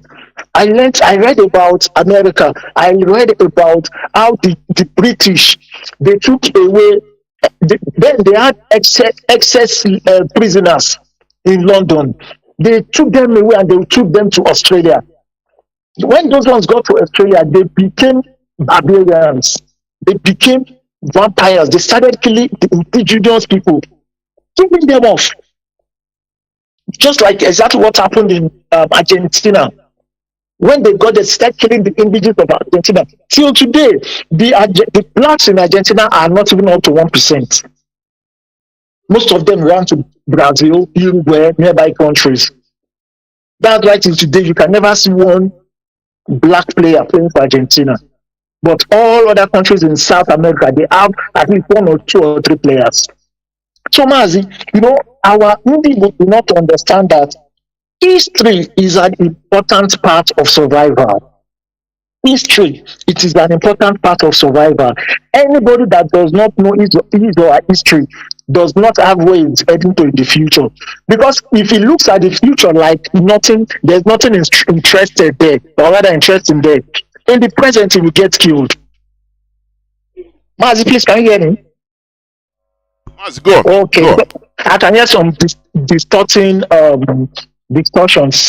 Okay, so I am at times marveled, baffled, the way that Igbo across the east, across the Niger, or rather across our beloved river, how they tend to pretend to not want to understand that the Igbo of Asaba, Okmanam, Ubuluku, Seluku, Ogwashuku, Ibuzo. Ibuzo is just Ndi Igbo Binuzo. But the British people could not pronounce it that long. They just said it's Ibuzo. All of us are one. All of us are one. We bear the same surnames. We bear the same names. This is the time. Even I have a message for Ndi Anyoma. Ndi Anyoma Nnekenunu ncha. Ogene nu ono unu okmanu. Nkwenye nili yawe. Biko anyị bụ ndị Igbo. From above Umunede, Ezi, Onitsha Ado, Ubuluku Iselukwu, ndị Igbo ụzọ, Ọkpanam, ndị Ọdịcha Ugbo. Biko nụ, anyị bụkwa ndị Igbo ka anyị bụ. Ndị Igbo ka anyị bụ. Ndị Igbo ka anyị bụ. Anyị abụ na ndị Anyọma, anyị bụ ndị Igbo. Anyị ncha bụ ofu. This Mazi, you are on Asusina na Central Igbo. Please speak it on your own complete dialect. Let's see. Mazi, you know the beautiful thing is that this is actually my dialect I'm speaking because it is synonymous with our own, with basically with Indian. It is almost the same thing we speak. If you have an Ibuzo person now, what I'm speaking is what he will be speaking. The same with Mr. person. Maybe some pronunciations might be different. That's all. There is no difference. We don't have, like in my place, we don't have anything central. But people from the East always say that this central language from Onitsha down to Asaba. But okay, in Abo they have a different species or dialect of dialect. Yes. Umunede the same. Obiaruku the same. But at the end of the day, all of us are one. There was a program one Igbo priest or pastor was asking some persons, he will ask them, where are you from? Now we say I am from Abo. Are you Igbo? Now we say no. But your name is Chukuma and you are not Igbo. Okay, how many market days do they have in your place? 4. Name them. Eke, Ore, Afo, and so how are you not Igbo? Some of them will get perplexed because that was what has been written and taught to them, that they are not Igbos, that they are not the same with the Igbos of Onitsha. Across the night. Yes. Mazi. So in Igbo, yes, we have different dialects, but many of us from that Anyocha, we virtually speak the same Igbo. We virtually speak the same. Some language could be deeper. So, but at the end of the day, it is still the same, Mazi. Go on, please. There we'll go on. Okay. Now, we are talking to your people come from the in the language, in Igbo language. Go on. Okay, I should go on in my Igbo language. Of course, yes. Go on. Because we will open our lines in a jiffy. I wanted us to talk about some news headlines, but go on, please. Let me see. Okay. So, Bikono, Ndi Igbo, Ndi Anyoma, Nnekenu ncha Bikonu, Njikọ Chukwu na-arịọ unu, Bikonu. Anyị ncha bụ Biafra, anyị ncha bụ ụmụ IPOB. Unu afụga na anyị esi bịa bụ Anyọma, ọ Anyocha, ndị Ubulukwu, ndị Selukwu, Ọgwashi Ukwu, Idumuje ụnọ, Idumuje Ugboko, ndị Umunede, Ubulokiti, Ubulu ụnọ, Bikonu, anyị ncha bụ ofu. Anyị ncha bụkwa ofu uti ndị mụ anyị nọ Ọnịcha, ndị Owerri, ndị Enugu, ndị Nsụka, anyị ncha bụkwa ofu. So if inimebo asụsụ anyị dị si n'iche but nwancha bụ Igbo. Anyị ncha bụkwa ndị Igbo bụ anyị otege anyị nọ de. Anyị bụ ndị nwe anị. Anyị dọ. Anyị bụ anị. Onwe onye Fulani ga-esi enyi bọbụ na-abịa si na bịa ga-agwa anyị na webụ ndị nwe anị. Mba. Ọ ma mme. Onwe n'oge oge ji mme. Anyị bụ ndị nwaanyị anyị. Anyị bụ ndị nwaanyị anyị. Anyị bụ ndị anị ọcha. Anyị bụ ndị anị ọma. Anyị bụ ndị IPOB. Anyị bụ ndị Igbo. Anyị adịna dịka ndị si na wasi South bịa. Mba. Na ndị na-asị na wa bụ Niger Delta. Unu anụ negabe wasi use South in the whole world. Na demography of a people or of their land. No, what they mean. Because only say the map of what? If one might be north, south, west, east, or go. When sometimes what actually describe something, one can say, okay, that place was south, but the eastern part of the south. Then I get Wi-Fi if one go. But anywhere on the phone, now I use the south, Niger Delta. Why January? Why January? Dikonu. Na-arịọ ụnụ ncha dịnụ vigilant na bụnụ nọ na-anụ na ndị Fulani nọ na ọkpana n'ime ọfịa wa nọ na Asaba n'ime ọfịa ndị aniọma ndị anọcha na-agwa ụnụ malife anyị nwe kpụpụ anụ nwa ncha kịta ka anyị nidie kịta ka anyị nidie bikonu atụza n'ụjọ atụna n'ụjọ. Onwe ndị ụmụnne anyị si Owerri Ọnịcha bịa na ego anyị na Asaba na-alụ ụlọ. Yes, anyị nabatara dịka ndị be anyị. Ofu ka anyị bụ, ofu ka anyị niile bụ. Igwe bụkwa ike o, Igwe bụ ike m. Daalụnụ. Maazị, thank you. There were Mazi. You know, some people might be saying, that why are we going back on this, that it is already settled? No. We must continue consistently reminding our people. Yes. That is consistent. We going to school. How many years did you go to school to become what you are today?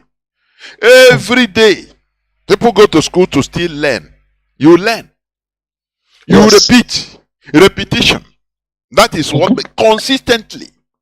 It continues to stimulate our brains to remind us of all those things you call mundane. That now why? But that is the main problem.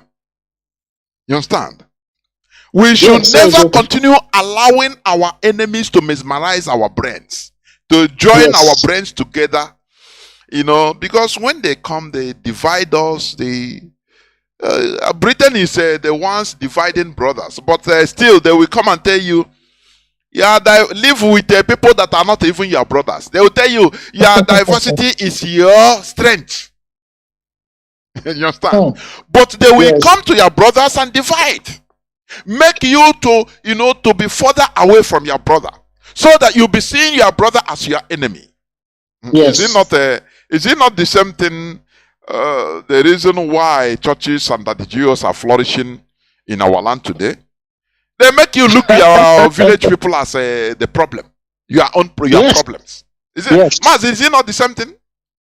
The way they can be able to obtain you, so that you trust them that they are the main thing. You'll be giving them money. They create enmity between you and your brother, your people. So that they will tell you, if you go your village, don't give anything to your villagers. Otherwise, they will use it, cause you difficulty. And who will you be giving? Mazi, is it not the pastor? He have twisted you, manipulated you, divided you, separated you from your people. And he will be reaping the good results. Now you take him, any slightest thing, you go and tell your pastor. Now, your people will become your enemies. That is what Britain did to us. I'm just giving you analogy. Yes, you're right. Britain did to us. They divided us, separated us from our brothers among ourselves, causing confusion. No, I'm not Igbo. Go on Igbo. This is we are now Rumokute instead of Umokute. I am not Igbo. You know, I am Rumola. I'm no more Umola. No, you know, they cause problems, wahala between us. As we are fighting, they continue milking us. And we are killing ourselves. We are fighting ourselves. I am from South. I am from Niger Delta. I am not Igbo. I am. Oh, you are trying to run away from your shadow. But you cannot. Your shadow is. You cannot. When they refuse to take Igbos, when they bring down Igbos from the bus that are rescuing, evacuating Nigerians from Sudan capital, they remove it. They didn't ask you, are you from Anioma? Are you from Anam? No. Igbo is an Igbo man. Come down. The same thing. Everybody now you are being classified as one people. In Lagos, when they were disenfranchising people, warning people Igbos from not voting, they don't say, oh, you Igbo. Even to the extent they have to disenfranchise Benin people even. I saw many people that we are complaining on the social media. We are not Igbos, we are Benio. Why are you disenfranchising us? So anybody that is not a Yoruba now will become Igbo. That is how it is. Talk less of an Igbo man saying that he is not Igbo. So that you escape from your shadow. You cannot. That shadow is following you, whether you like it or not. Though we suffer the defeat. Though the whole world turned against us. Because that time it was a digital war, analog world, but today it's a digital world. Yes. Today, many countries have understood that, like the Eastern Bloc, they have now understood that, look, after all, the West was doing it, for their own private interest. That time they were thinking that, okay, any proceed, all of us will share it. But today they have seen that they created a unipolar world. And they are regretting. So we need to tap into that and benefit. That is what I'm saying. So people should stop running away from their shadows. Ikwere. I'm Ikwere, but I'm not Igbo. What is your name? My name is Amadi Dike. But I'm not Igbo. What language do you speak? I speak Ikwere. To tell him that I speak Igbo is heavy in his mouth, because you are running away from the stigmatization of a defeated people. Accept it, accept that, and say, yes, we are defeated. That is why here we preach. There is nothing like no victor, no vanquish in 1970. We are defeated, but not conquered. Yes. From 1970, they tried to conquer us, but here we understand and we refuse. So we are not going to continue accepting. Yes, we are brave enough to look ourselves. Yes, I'm coming, Mazi. We are brave enough to look ourselves in the mirror and say, yes, they deceived us, they defeated us in a war. But defeat is not the end of the world. They tried to now, from 1970, to conquer us forever. But we understood and we found out, and we are now rebelling. So, accepting the reality is not a sin, it's not a crime. Stop running away from, the stigma of defeat. After all, Germany, you are in Germany. Germany was defeated completely in a war. They tried, some hardliners tried to say, like Poland and Czechoslovakia, they tried to say, let us conquer Germany forever by annexing and wiping out anything Germany from the minds of people. Now they say, okay, let us, just exactly what they try to do Biafra. They say, okay, they say Biafra has died since 52 years. Yes. They removed Bight of Biafra. They erased it from the world map. But they left Bight of Benin. They left the Gulf of Guinea. But they wiped off Bight of Biafra. They went to every extent. Biafra fought us dirty. That is why we should rise up and fight dirty. We have to be courageous enough in order to, just as Mazi Ezekulie said, we need to be courageous enough. Do you know when somebody who is brave enough go use mouth to carry shit in order to burn somebody on the face? Do you know what it means? That you are no more a living human being. You are suicidal. You are poto yourself. Yes. Britain photos dirty. You know what is dirty? They didn't pity study us, they make sure that we become annihilated from this planet Earth. We become nothing. Though we will be existing as individuals, but we become nothing. That is what that was their plan. But to their consternation, that is why they made sure, that bitterness they have against IPOB, against Mazi Nnamdi Kanu, till today, Britain, I say United Kingdom, is highly mad against IPOB. But there is nothing they can do. There is nothing they can do. We are no more in an analog world, whereby BBC is the owner of the world when it comes to media. BBC. Yeah. Oh, anything that BBC talks good. Today, BBC is relegated. Where is BBC? Mazi, can you tell me, where is BBC? We pursued the BBC into oblivion. I can say it with pride. We called BBC, we disgraced them. This is no more 1967. When we tell them, they don't believe. This is a digital world. We will use their system to fight them. Okuche, yes. Is it not brain? Yes. We will use their system to fight. They are powerful, yes, when it comes to physicalness. But we have brain. We will use it. We relegated BBC into oblivion. I don't know how many years I don't even listen to BBC World. I don't even know. Like many of us, people have now understood. We are no more before when the world was analog. Only BBC controls the world. The world have changed. They should understand it. It's no more like before.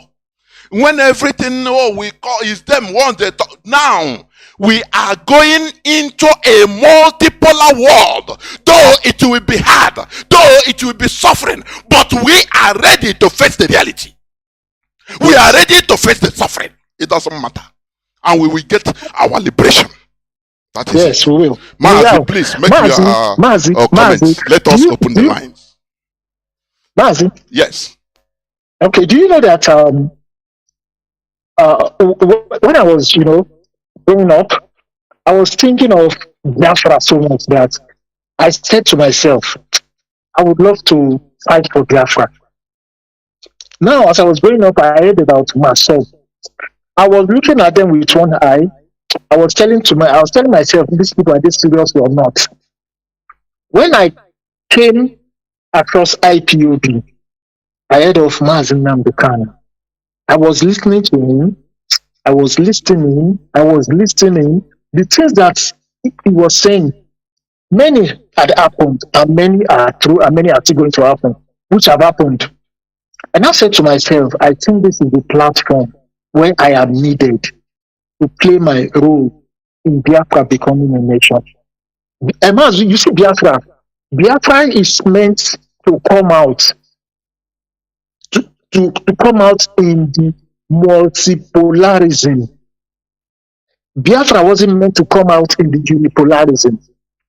It was meant to come out in the multipolarism of powers in the world.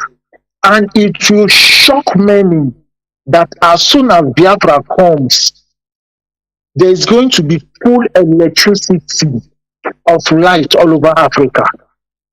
We are going to tap our sun, the energy that Chukwu used to bless us. We are going to use it to lighten everywhere. And people are going to be put to shame. The Fulanis are going to regret everything they did against us because we look at them like people that have sold themselves. They will come to beg us. They will come to beg Biafra, God, please, we didn't know what we were doing. Please. They are going to kneel down and bow and apologize to us. It is what they will do. I have written about it before, that Fulani, all of you are, I don't know what to call you people. You think Britain loves you? Britain hates you. Britain can change within a second and say, yes, these Fulanis are terrorists. They will start dropping bombs in your place. They will go and make countries that are like them, like us, and say, okay, we are going to form an alliance to fight these people. Mazi, see, Britain is going to come to beg. They are going to form alliance in that multipolarism. It will no longer be unipolarism again because every one of them will want to gum themselves to any country That is part of the multipolarism. That is the way it is going to be, Mazi. That is the way it will be. Dalo Mazi. The Mazi, what I want Biafrans to know today, be courageous. Remain courageous. You know, my joy is this. I am not here for trying to do something so that I will gain something from Biafra. I mean Biafra restoration. No. That is not my mindset. I might not gain nothing. I might fall anytime. I might not get nothing. But what makes me happy is the legacy. That tomorrow our names will be written in a marble. That these are the people, the courageous, ordinary people. You know, ordinary people. That's why I like that man, Brekete, that answers ordinary president. We are the ordinary people that fought the almighty Britain to stand still in order to restore Biafra. I am done. Anywhere I am, I reincarnate, I'm happy. That is the thing. Because we cannot continue this. It is a slap in Biafran's face. A complete insult to take us that we are not human being enough. People that came to our land and learned many things. They saw many things. They destroyed the great walls of Benin Empire. Mazi, do you know that the walls of Benin Empire was bigger than that of the Chinese wall? Do you know that? Yes, it was. But they destroyed it. Britain destroyed it. They destroyed it so that the world will never see the ancient black people civilization. They destroyed our pyramid in Udi. People that did this thing, after they say, oh, they brought us Christianity to go to heaven. I say, people that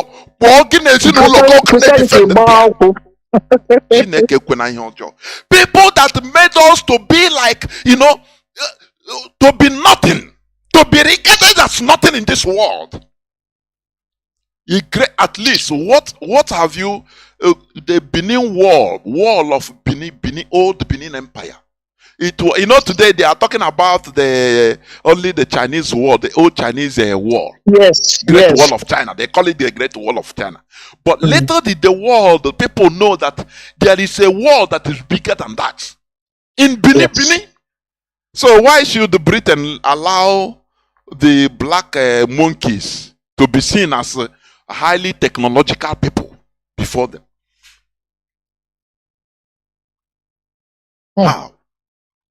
How should they know? Why should they allow the world in order to know that we had civilization? And that is why they damaged that mindset. So that even we, our own people, ignorance, it's saying that, oh, our ancestors did not do anything. They were living like animals before. They didn't know. Go and tell them that, look, Benin Empire, the wall of Benin Empire was the greatest wall in the whole world, bigger than that of China, more sophisticated than that of the Great Wall of China, which they left standing. Britain didn't destroy them. There is a reason for that. Look at the Sphinx of Egypt, the Sphinx of Pharaoh in Egypt. Yes. Somebody asked, he said, why is it that I have been talking about this right from 2019, I started this broadcast on Radio Biafra. Yes. Go and watch the Sphinx of Pharaoh, the images. You know, always they destroy the nose. Do you know why? The nose are missing. Because with a flat nose, you understand that this is a black man. Yes. Anything about black civilization, they destroy it. Exactly. So that in the mindset of the generations now, people will now start saying that, oh, we are good, our ancestors were good for nothing. That is the only thing they wanted to achieve. So that people will be doubting, say, no, without the white men, we will be nothing. We will be living inside the bushes. They never knew that black people invented soap. Soap. It's to wash clean. This soap, you think that is white? No. The white people at the olden times, Benin Empire were exporting soap to Portugal in the 15th century. They didn't know what is soap. They don't wash well, ordinary water. They were dirty. It's a historical fact. But how many people know this?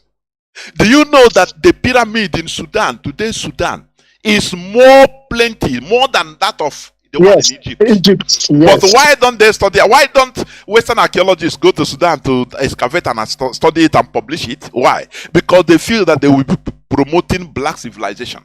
You know why that? Because Sudan is still occupied mostly by black people. Yes, exactly. But today they promote that of Egypt. Do you know why? In order to showcase to the world that look, it's the Arabs that are occupying Egypt today that build all these things. We are at it's like now here when I ask black race and then here when I ask Biafrans. We need to be up and running, please. We need to be up and running. We will defeat them with superior arguments. That is what Mazi Nnamdi Kanu said. Britain, we will defeat Britain with superior arguments, and all will be history. Mazi, it is going to shake the world. It will shake the world. Yes. Go on. You want to say something? Go on. Yes, I wanted to say something. Yeah, Mazi, you see, our people, our Igbo, recently I've been watching many of them on, I'll see many of them. They are doing what do they call these things? Prank. They will be pranking each other. I will be asking myself, these people are in Nigeria pranking each other. How will they feel if Fulani come and prank them with their AK-47? Our people are not thinking. They don't. Can't they see that we are still at war? We are at war. They have started decimating us, burning our markets in Lagos, crushing houses, burning houses in the east, killing our people in the north. And some Igbo youths are still up and running up and down and doing pranks. Hey, Fulani is going to prank many of them. Fulani will prank many of them. All those Igbo governors, Igbo politicians, Fulani will prank all of them. And any one of them that is against Biafra existing as a nation, the land of Biafra will reject all of them. He say. Mazi, thank you. He said, Mazi, we shall now go into few minutes break, so that when we come back, our lines will be opened for people to call in and express their views on the issues at hand. Please do not go away. We will be right back.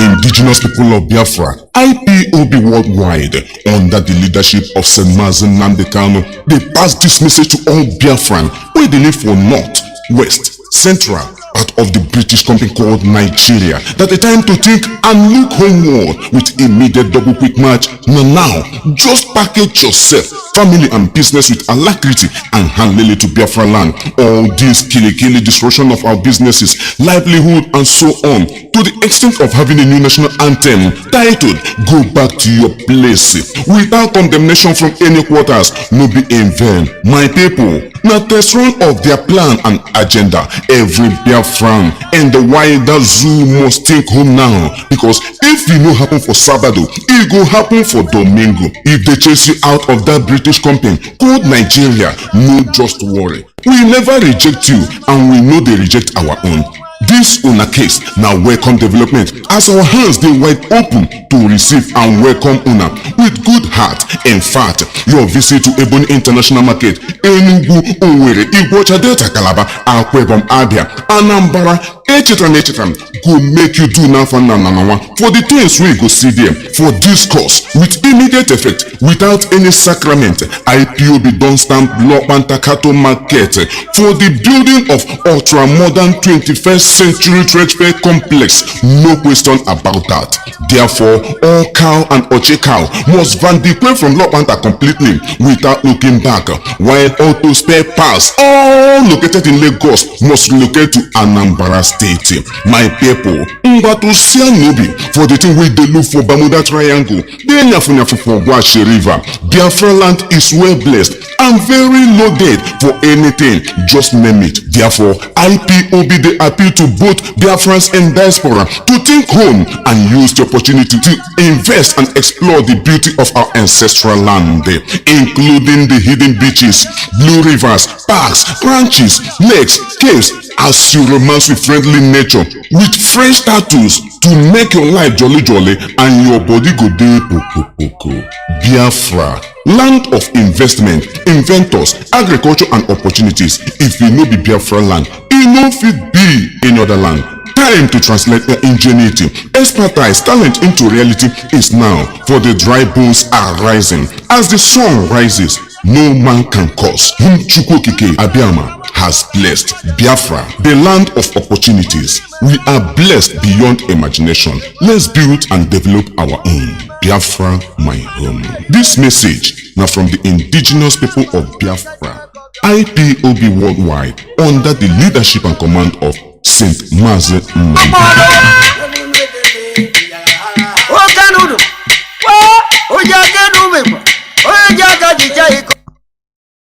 Welcome back. This is Radio Biafra Hausa service coming to you through the auspices of Radio Biafra London. My name remains Mazi Jonathan Chinedu from Olu province of Biafra London. Here with me is Mazi Joe Agafe,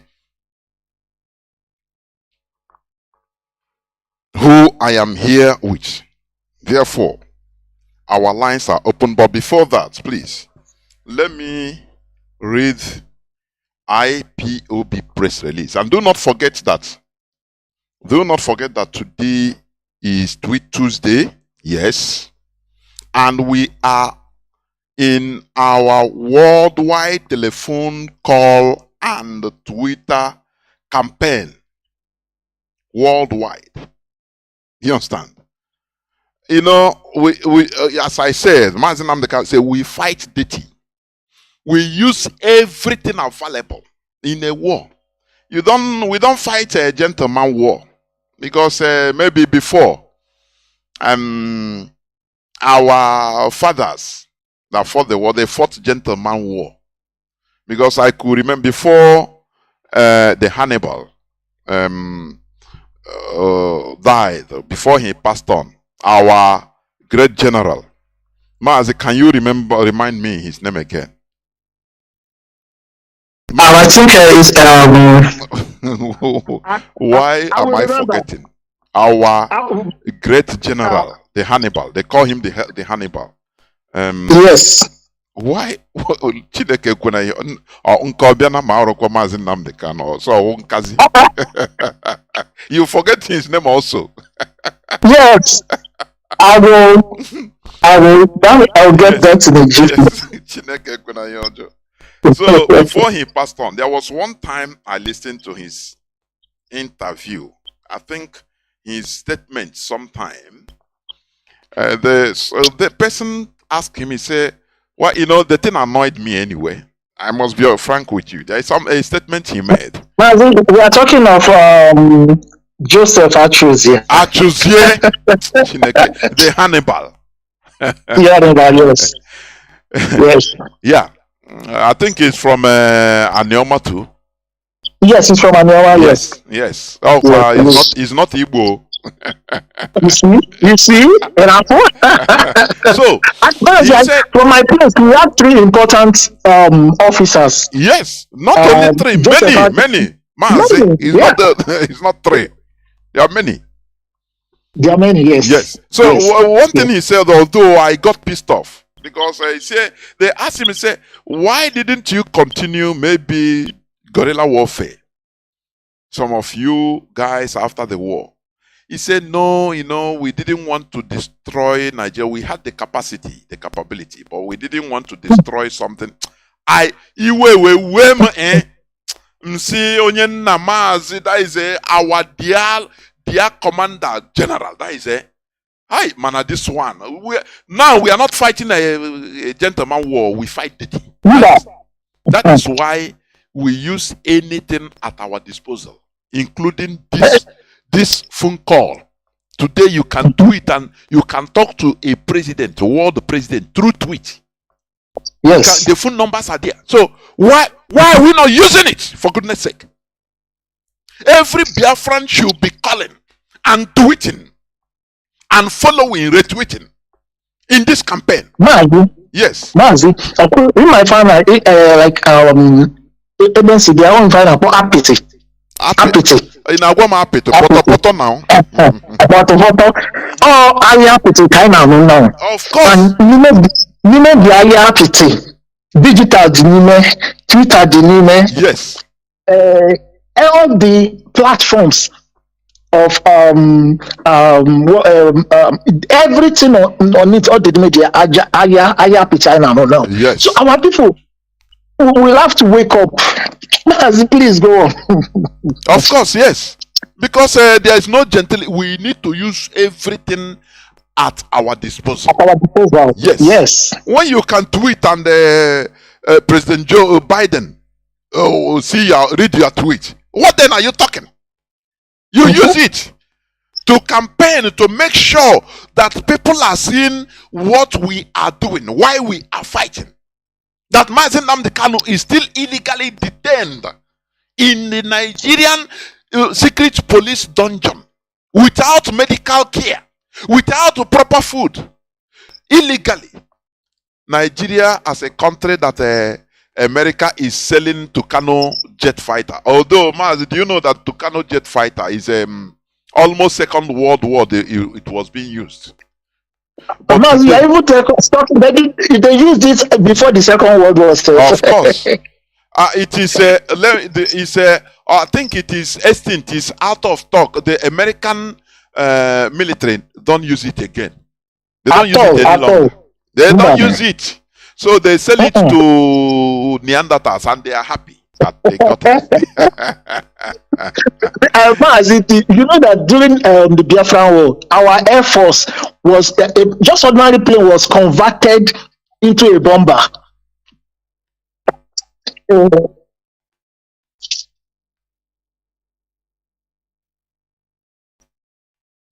Yes.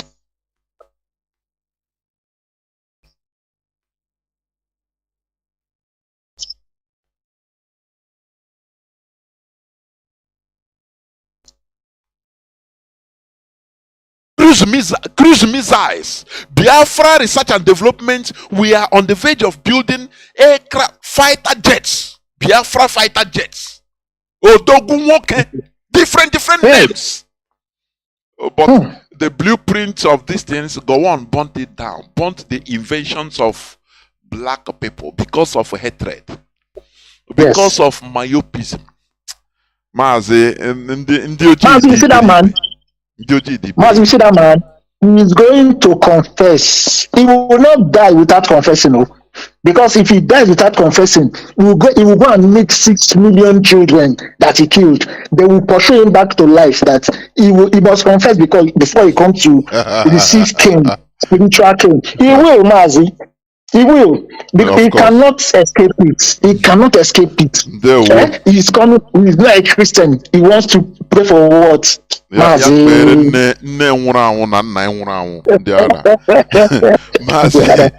Let me read.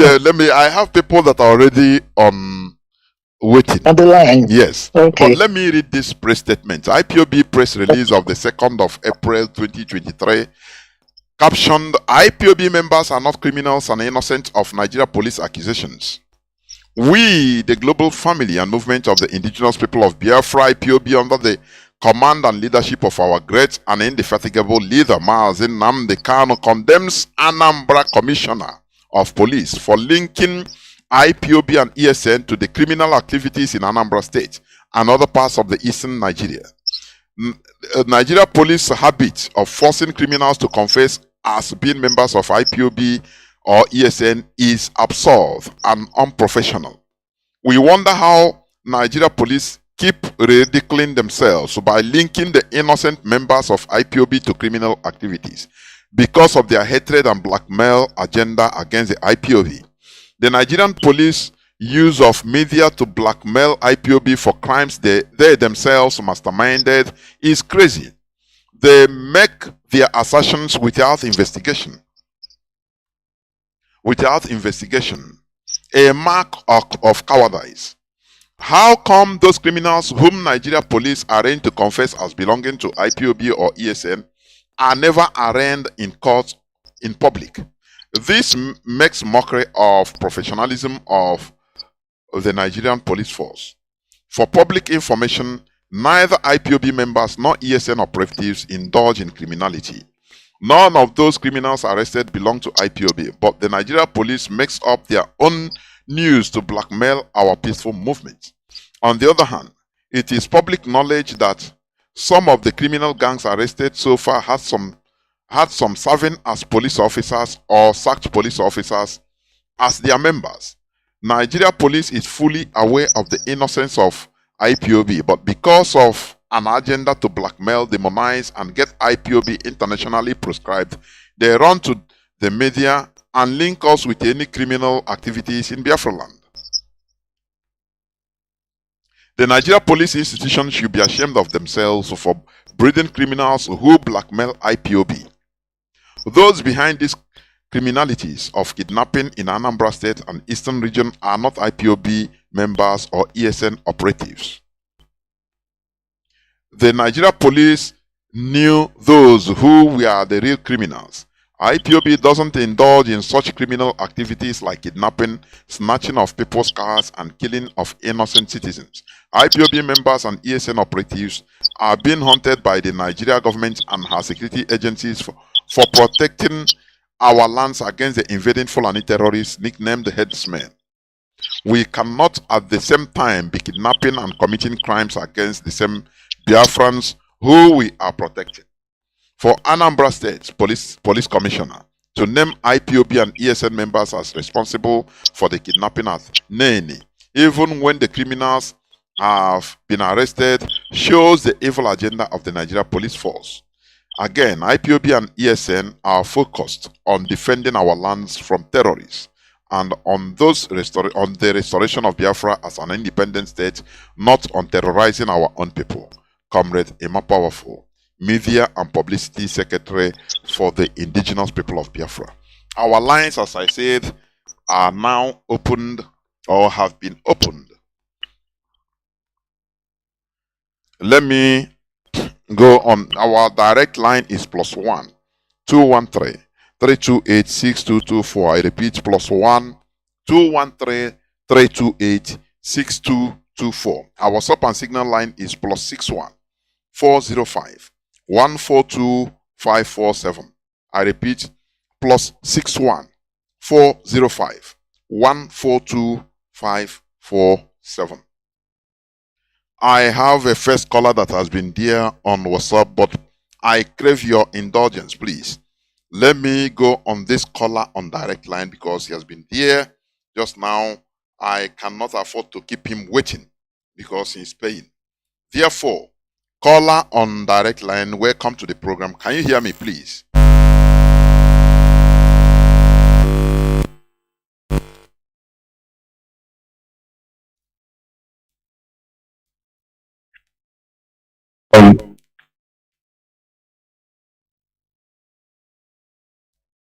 My goodness me, I touched somewhere and the line just went off. Let me see whether I can bring him in, please. I can bring him back. Caller on WhatsApp, Mazi Ugochukwu, is it? Please, I crave your indulgence. Hold on, let me see whether I can bring back this caller on direct line. Please, let me see before coming to you. I know you have been there for a long time because you were the first caller, or you are the first caller. Mazi Mike Ugochukwu. Please, I don't know. Let me go to you as my phone is okay. Please just hold on. Let me see. Let me see whether I can bring him back. Let me see.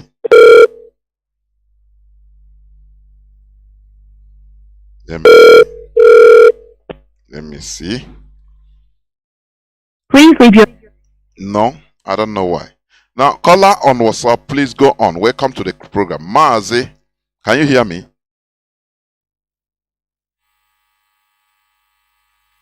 Caller on WhatsApp.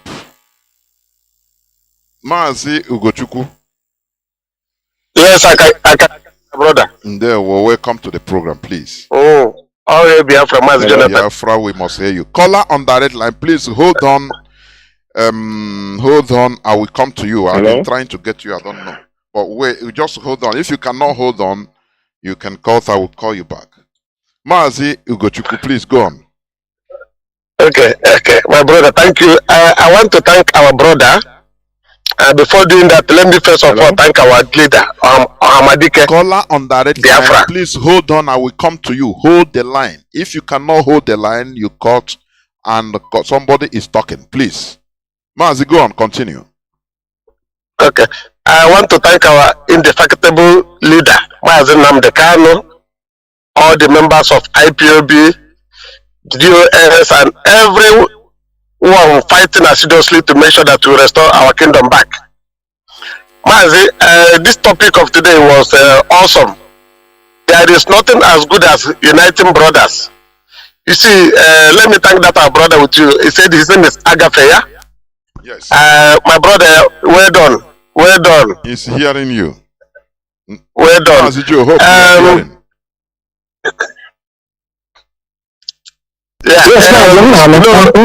Yeah.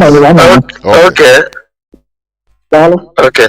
So you know what he did now is a very fantastic thing. A fantastic thing by coming up and expressing himself freely, and you corrected him where you corrected him, which is very good. There was a time for privacy sake, I will not call the person name or where he come from, but I will put it this way. I was in Europe somewhere, and I happened to see our brother from Anioma, and we were meeting ourselves, seeing ourselves. He came to study agriculture in Europe. Let me just not call exactly where. So he was having difficulty at the time because he's an Igbo man. But he himself doesn't know that he's an Igbo man, even though his name is Igbo. And I asked him one time, he told me that he was having problem of paying because there was no body helping him from the government. So, but all his mates from the north are being sponsored by Nigerian government. But he himself is not sponsored. So, what did I do? Because he's Igbo, because of his name, when I speak Igbo to me, speak English and broken to me, I was laughing. So at the time I brought him into my house, because he's an Igbo person. I said, come and stay here, even if it's 3 months, so you can save money, and before I can be able to go and look for another room somewhere. So until one day he said to me that he's not Igbo. I said, what? That is the middle of winter. He said, you're not Igbo, but your name is Igbo. And what is going on? He said his mama is from Benin, his papa is from Anoma, he is not Igbo. I said to him, if you ever open your mouth, say to me that you are not Igbo again, I will chuck all your thing outside. You have Yoruba friends, you have Hausa friend, you have all of them, but none of them help you. It is your brother. I'm helping you because you are my brother. Because of that name that joined us together. That's why I will make sure that you are not stranded in Europe on the street. Then there is another one here, as I'm living here in the United Kingdom. Whenever I talk something, he be speaking English to me, claiming not to be Igbo. And I asked him, I said, my brother, how can me and you be still sitting together, doing the same work? Instead of you talk to me in our language, he's speaking Igbo to me. I mean, he's speaking English to me, or broken. What is going on? He will laugh, kaka. So what my brother did today, I will pass it to all of them to hear, because I don't see any difference between anybody, whether you're from Suka, whether you're from Ijo, whether you're from Abriba, whether you're from Urobo. We are all one family. We are Igbos. When we go home, we start separating that one. Because my brother came here to explain to us who he is, and which is correct. Our people were killed and being suffered till tomorrow because of our brother's name, which is Chukwuma Ozogbo. Nothing else. It's not because his name is Oyedepo or his name is Jubiri. No, because his name is Chukwuma. That's why he's here to explain to us And that's why we are listening. And that's why I am very, very happy for what he did today. And history will remember him. And Mazi Jonathan, history will continue to remember you because you are doing a fantastic job. You see this thing where this country, where they come Britain did to us. If you don't take time, as we are taking time now, something would have happened more. But thank God we are taking time. You see, another thing is when we talk about language, the dialects. I'm living here in Liverpool presently. If a Liverpool person speak, somebody in London cannot even understand what he's saying. But he's speaking English. They are called Scouser. Maybe you may know somebody called Wayne Rooney that is playing football, or Steven Gerrard. They are all from Liverpool. But when they speak the English, it's different. Even when you call roundabout, they call it a little island. When you call street light, they call it a satellite. So they are English people. Our own cannot be different. And my brother, I want to say, keep on keeping on, doing what they are doing. Almost say Biafra. Biafrans, remember 30th May is coming. All road list wherever we're going to celebrate in there, oh my brother. I remain each year. We go chuku and make a wajago. All hey Biafra. Almost hey Biafra. There were. Thank you very much. Of course. We must continue. Caller on direct line. What is? I think I muted this. Why is he making noise? Let me see. Sorry. Listeners. Caller on direct line.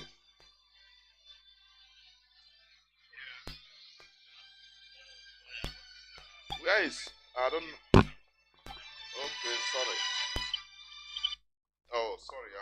There are many telephones here. I'm telling you, I don't even know which one is ringing. But now I found out. I'm telling you honestly. I was picking another one. I don't know that is another one. There are many phones here. I'm sorry. Please go on, please. Yeah, go on. Caller on direct line, please go on. The so-called founding fathers of Nigeria, the Igbo one, the Zik and Co. He was the one that sold us out because when they were carving out the Midwest region or the Western region, he failed to include his brother, Igbo brothers in that area into the Eastern region. Now, people fail to understand that the Anyomas, the so-called Anyomas, are the ones that brought about this Biafran British Civil War. Chukwumanzogo was an Anyoma man. Now, also, a lot of Anyoma sons fought on the Biafran side. I don't know if you hear about the man Anuku. Anuku was the commander of Biafran Navy. He is from my village. And during the war, Ochuku sent security to come and evacuate my brother who sits on the throne of my forefathers till today to the east for safety. Mazi, you are from People are not aware of this. No, I'm from a car. Okay. Okay. Now, all the sorry. You cannot Anyoma. You can't Anyoma. It's part of Anyoma. Thank you. Okay. Now, Mazi, do you see how you quickly corrected him? Do you see it? Do you see how painful it is? When yes. I speak Anyoma, my language is Anyoma. It's the same thing. Do you see it? Yes. Okay, yes. Go on. Yes. So, as I was saying, all the deities they have in the hinterland, Igbo land, Ikenga, Aja, and the rest of them, is there in Anyoma or in the Kaland. Now, Nwada will have that. Nwokoro will have that. Ndiche will have that. I mean, Omo will have that. So I don't understand.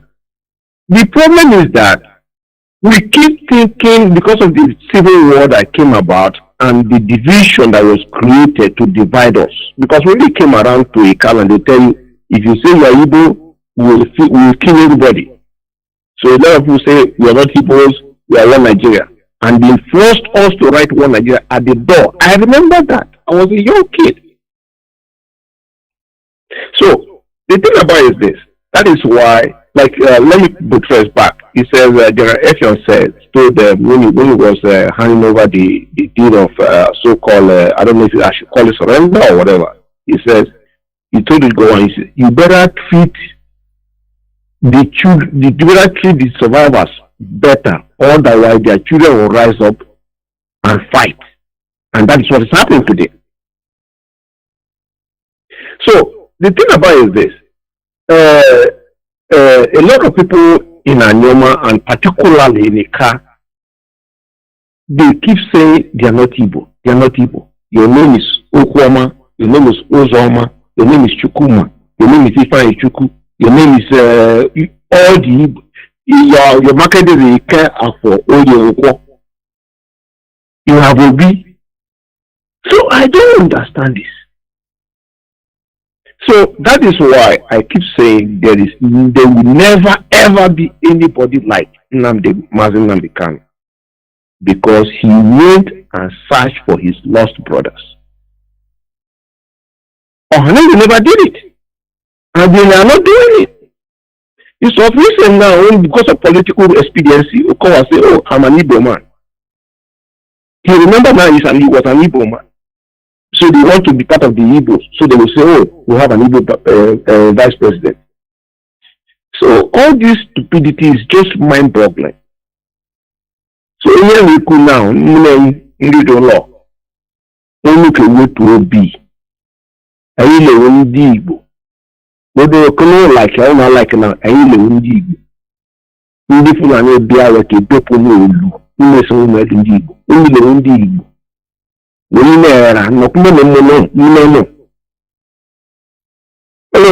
Actually, minority, majority. I don't think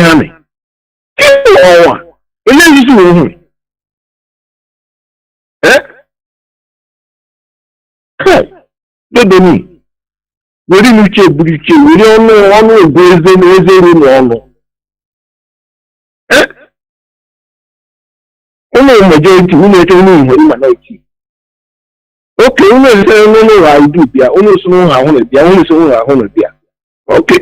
I mean, you do there. Me do. Me do. Then you not always you can't with a distinct language. You can't with distinct language. From where? Where is Betika? Ebo abido, Ebika language abido. So, uji yohun okareka. Dodoni.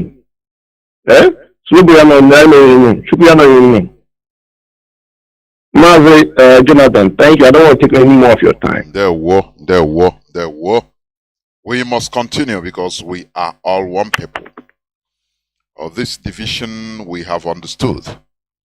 It is an old game, but it works wonders also. But we must continue. Caller on signal. Can you hear me? Welcome to the program. Caller on signal. Let me see. Did I disconnect it? Let me see. Just hold on. Caller on signal. Where is the wire head? Okay. Caller on signal. Are you there? Please go on. Yeah, good evening, sir. There were. Welcome to the program. Thank you. Good evening, Biafrans all over the my name remains Mazi Nkwachimezia Wisdom. Mazi Nkwachimezia Wisdom is from Ohaji, Ebema, and Ebema is in Imo Province, Biafra land. Mazi, I'm here to, thank you and also thank our brother that have come to enlighten us the more about we, the Igbos. Like you said, the Igbos, we are in 13 states, not only 5 states. We are in all the 13. If you go to Ebema River State, I from Ebema Imo State, they sheltered us, they divided us into 2. They put some in Ebema River State, they put some in Ebema Imo State, and which our leader even opened my eyes that we also have Ebema in Delta State. I don't even know that we have Ebema in Delta State, but our leader said that we have Ebema in Delta State. So what I'm saying this night is that like what you said, Aigaleku, we must continue, and this consistency. We must remain resolute in what we are saying, and we will continue to be to be educating our people. Based on what we are saying. It's only Nigeria that we have South South. In other countries of the world, there is nothing like South South, and some gullible people, some stupid ones, they believe that they are South South. Here I am. I never see. I never hear South this or South. It's only in Nigeria. That is why they are zoo. That is why the animal kingdom. And I'm telling all our brothers, like our people. I have explained this thing before in Radio Biafra. When I was in secondary school, the place I went to school was Okuzi, and Okuzi is close to our place, but they are in Eboma River State. Some of my classmates they answer Ugochukwu, but when you ask them, they say they are not Igbo. But I'm asking them, if you are not Igbo, your name is Ugochukwu. What is the meaning of Ugochukwu? Ugochukwu, is it a French name, or Ugochukwu, is it a Hausa or Fulani name? Why will you deny your origin, your originality? They have the same place. They have a market there that they used to go there on a day. They have these 4 market days, but you say you are not Igbo. But what we have come to do, and what our leader have come to do, is that we have come to tell Britain that enough is enough. We have realized who we are, and we must go back to our origin. We are Biafrans and we are Igbos. Mazi, do you know I met one guy here today? The guy said that he's from Volta region here in Ghana. So the guy was telling me, we are discussing. He told me that, do you know that my father is an Igbo man? I said, your father is Igbo man? He said, yes. He said that the grandfather told him that they are Igbos. I asked him, okay, do you ask your grandfather or your father the name in Igbo language? He said, yes, that the name of his grandfather is Chukwuemeka. I say, see. So what I'm saying is that we have Igbos in all over the world. Today they are here in Ghana, they are in other side of Volta region, but he still know that his father said that they are Igbo, even though that they born them here in Ghana and they are answering Ghana name, but he know that they are Igbo. So I want to encourage all the Igbos in all the 13 states that we should come together. All Biafra should come together. What we are fighting is for the collective of our people, not for only for one interest. We are not for fighting for one interest, but for the collective of all the people, because the suffering we are suffering now is collectively. So it's just some greedy politicians that are benefiting. So we that are suffering in mass, we are fighting to make sure that suffering will stop. All Biafrans all over the world, I want to encourage us. If anybody think that you are not Igbo, even with those that speak whether it's Igbo or not Igbo, all of us are the same. Whether Ejo, whether Ogoni, we are all the same people.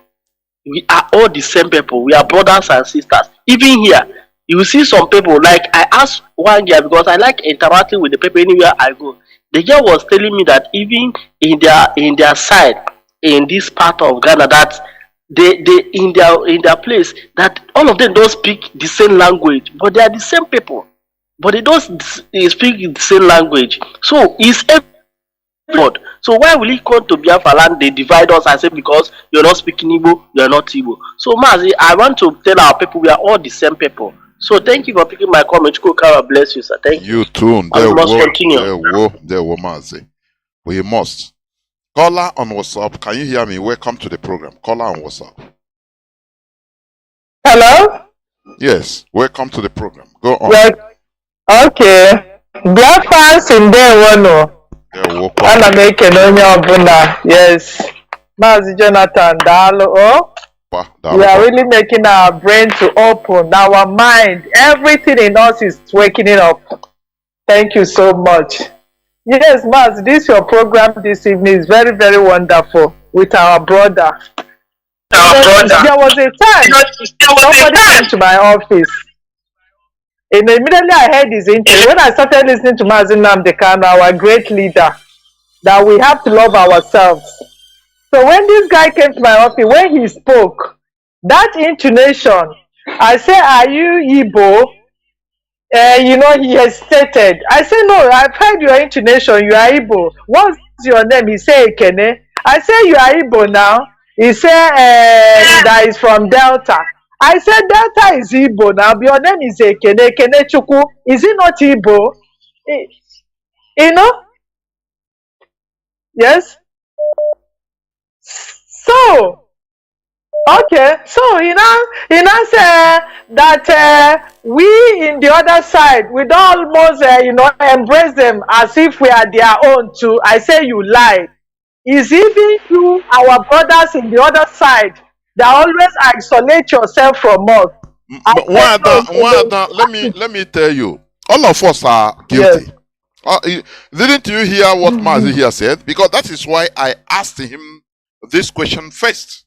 Don't say the person is lying, please. All of us, both the other side or from both sides, all of us are guilty.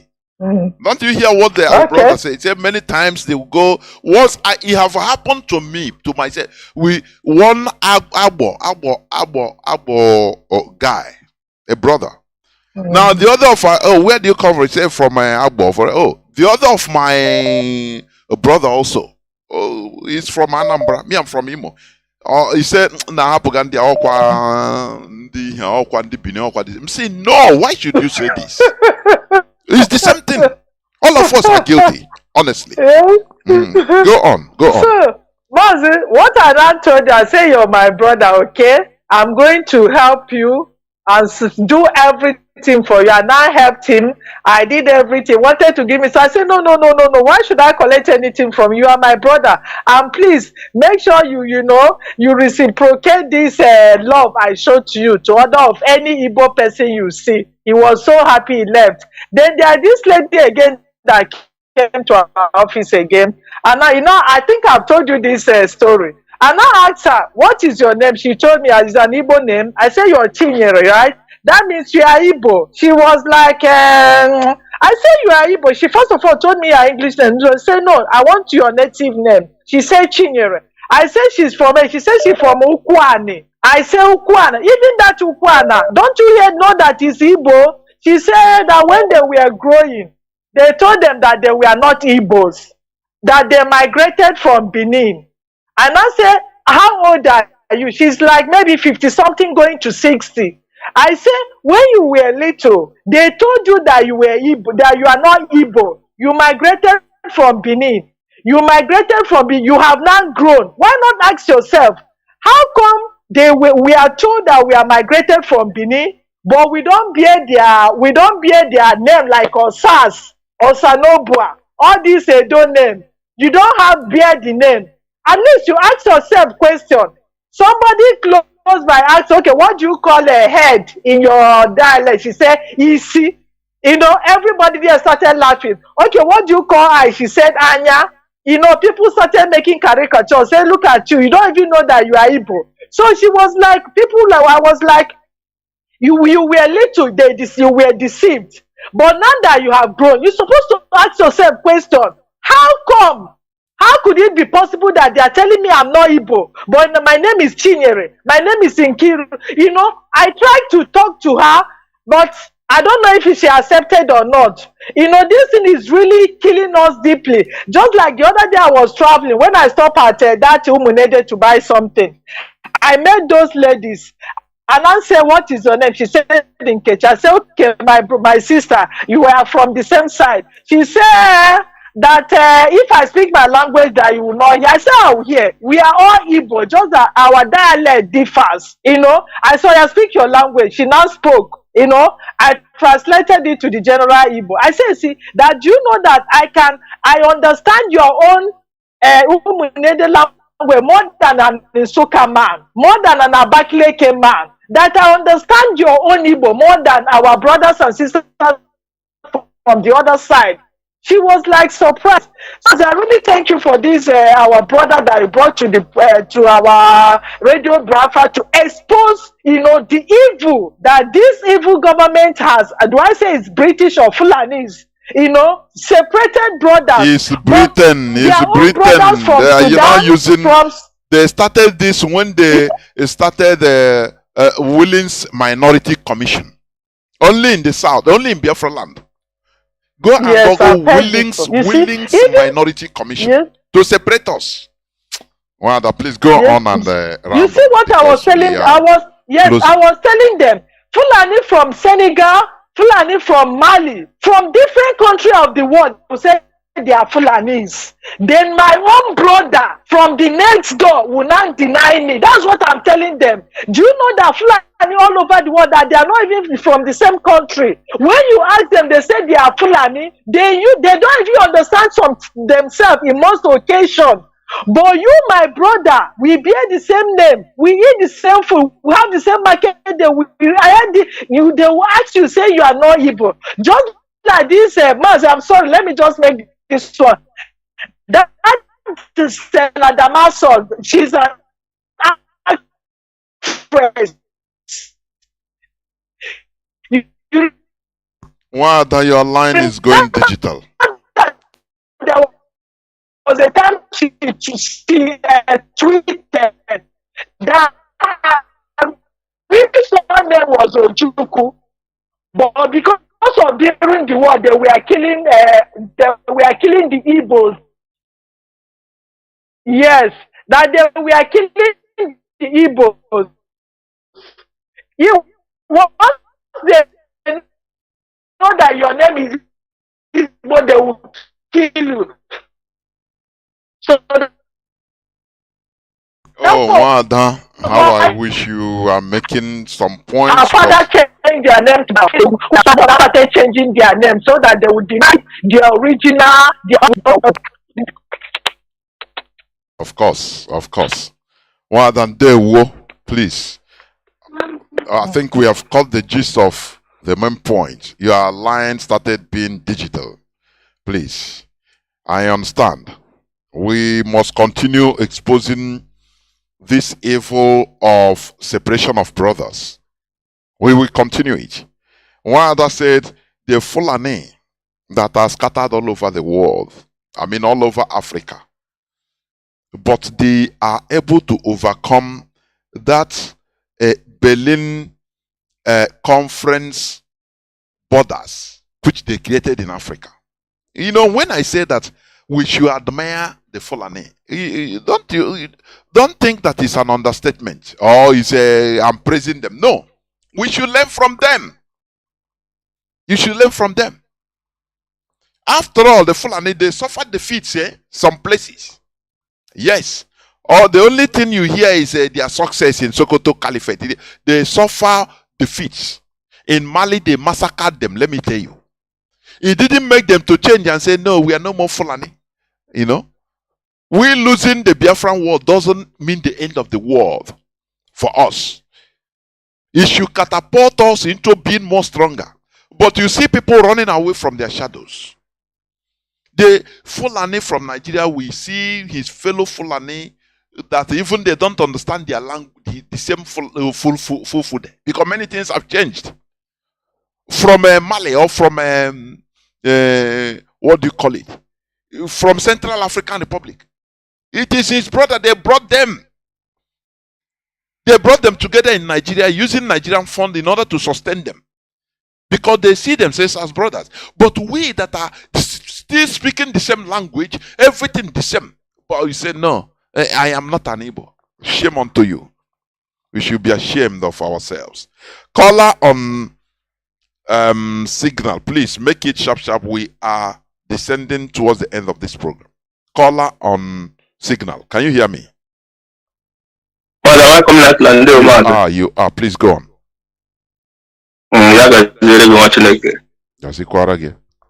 Mazi, your topic this night, is something to be proud of.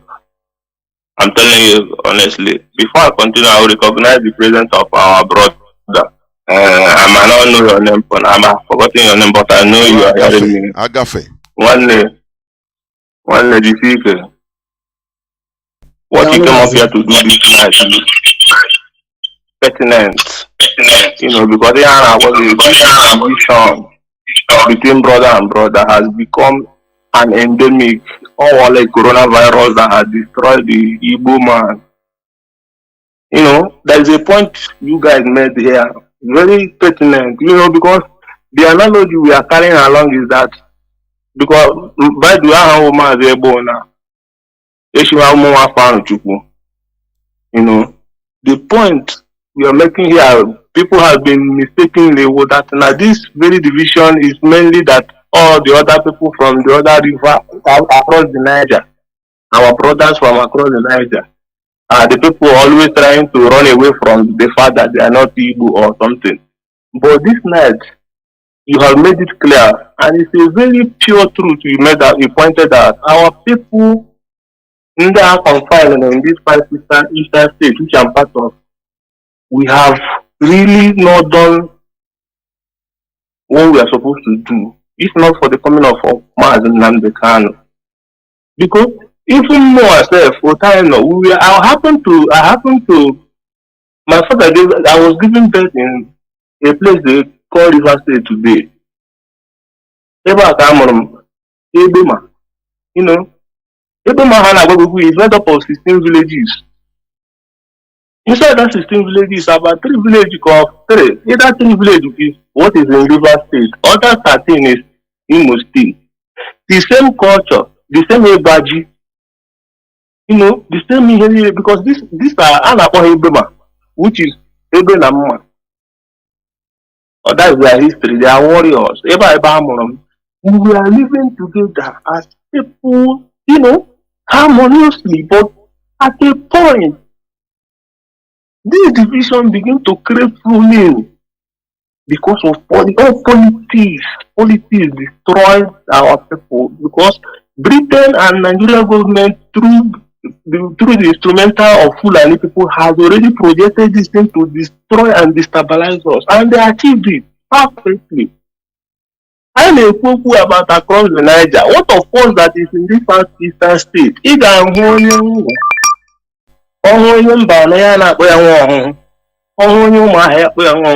this war is a derogatory statement as far as I'm concerned. You cannot even have access to that community. The same eastern region, southeast. You will see that all these things are made lip services, but come to the real terms, we are even more divided than we are thinking today.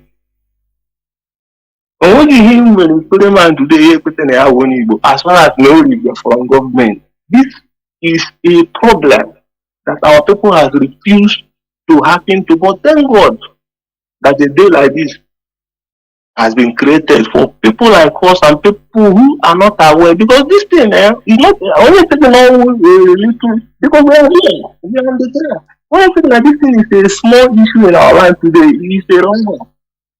This is the division that you cannot even, only a few months cannot even agree on how one year Igbo. Only thing I know of now, so me a moment, everything, but only highlight that a big issue. Yes, I'm from Niger Delta. I'm very proud of Niger Delta because of being ignorance, because I call it ignorance. Mazi, ignorance or stupidity. Oh, stupid. Ignorance is different. Thank you. As I was also young, you know, but as far as I'm concerned, I need to put more effort on this aspect. No, they are doing handshake across the Niger, but they don't look into all this. Their handshake across the Niger, them and Fulani will sit down on this table and be doing handshake across the Niger. When they do it finish, they are not after looking after their brothers.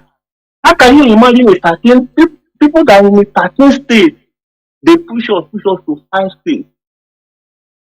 And as I was a minority, and people are so proud to be minority. Mazi, I won't take much of your time. I know what you're doing is in depth, and we are listening. Mazi, continue. There we go. Thank you. There was the last caller is here waiting. Mazi Gochuku, welcome to the program. Can you hear me? Please, you are. Thank you very much, Mazi. There we go. Yes, Mazi. I salute you for the good job that you are doing, and appreciate you. And then I appreciate my brother there. And then I appreciate the Biafrans and the Nnamdi and the BOS, HODS. I salute everyone. Mazi, there is a noise that is coming out, but it's definitely not from my side. But I don't know if you're hearing me very well. I'm hearing you The whole world is hearing you crystal clear. There is no noise I'm hearing. Maybe, I don't know. Okay. Go on, go on. The reason why I call it this, if you remember when the war was going on, that is when America was fighting Vietnam. Now, when America was fighting Vietnam, it is when Biafra genocide was going on. But there's something, the reason why I bring up this topic now, just to, go through and let our people understand where I was coming from. America was fighting Vietnam, but Vietnam later defeated America. But the general that was in charge of that war asked the then president of America that time for him to give him nuclear bomb. The president refused to give him nuclear bomb to nuke Vietnam. But America, after that war, Mazi, if you can remember me the name of that American president in that 1960, during that war, anyway, I can't remember his name now. But what happened? America did not divide Vietnam. They did not go back again to divide Vietnam. They separate them. They did not do that. But in terms of our own, Britain came. They do everything. They divided us. Not only did they divide us, they sowed this evil seed against our people. Now, why am I saying all these things? The men in Britain was thinking that they are suffering today. It's because of the Ekumenic war. They have never forgotten that war. The has stopped them. So what did they do? They go back. If you know Britain very, very well, you have to read their history to remember what they have done. You are dealing with the people who colonized almost the entire world. You are dealing with these people. Very wicked and shady.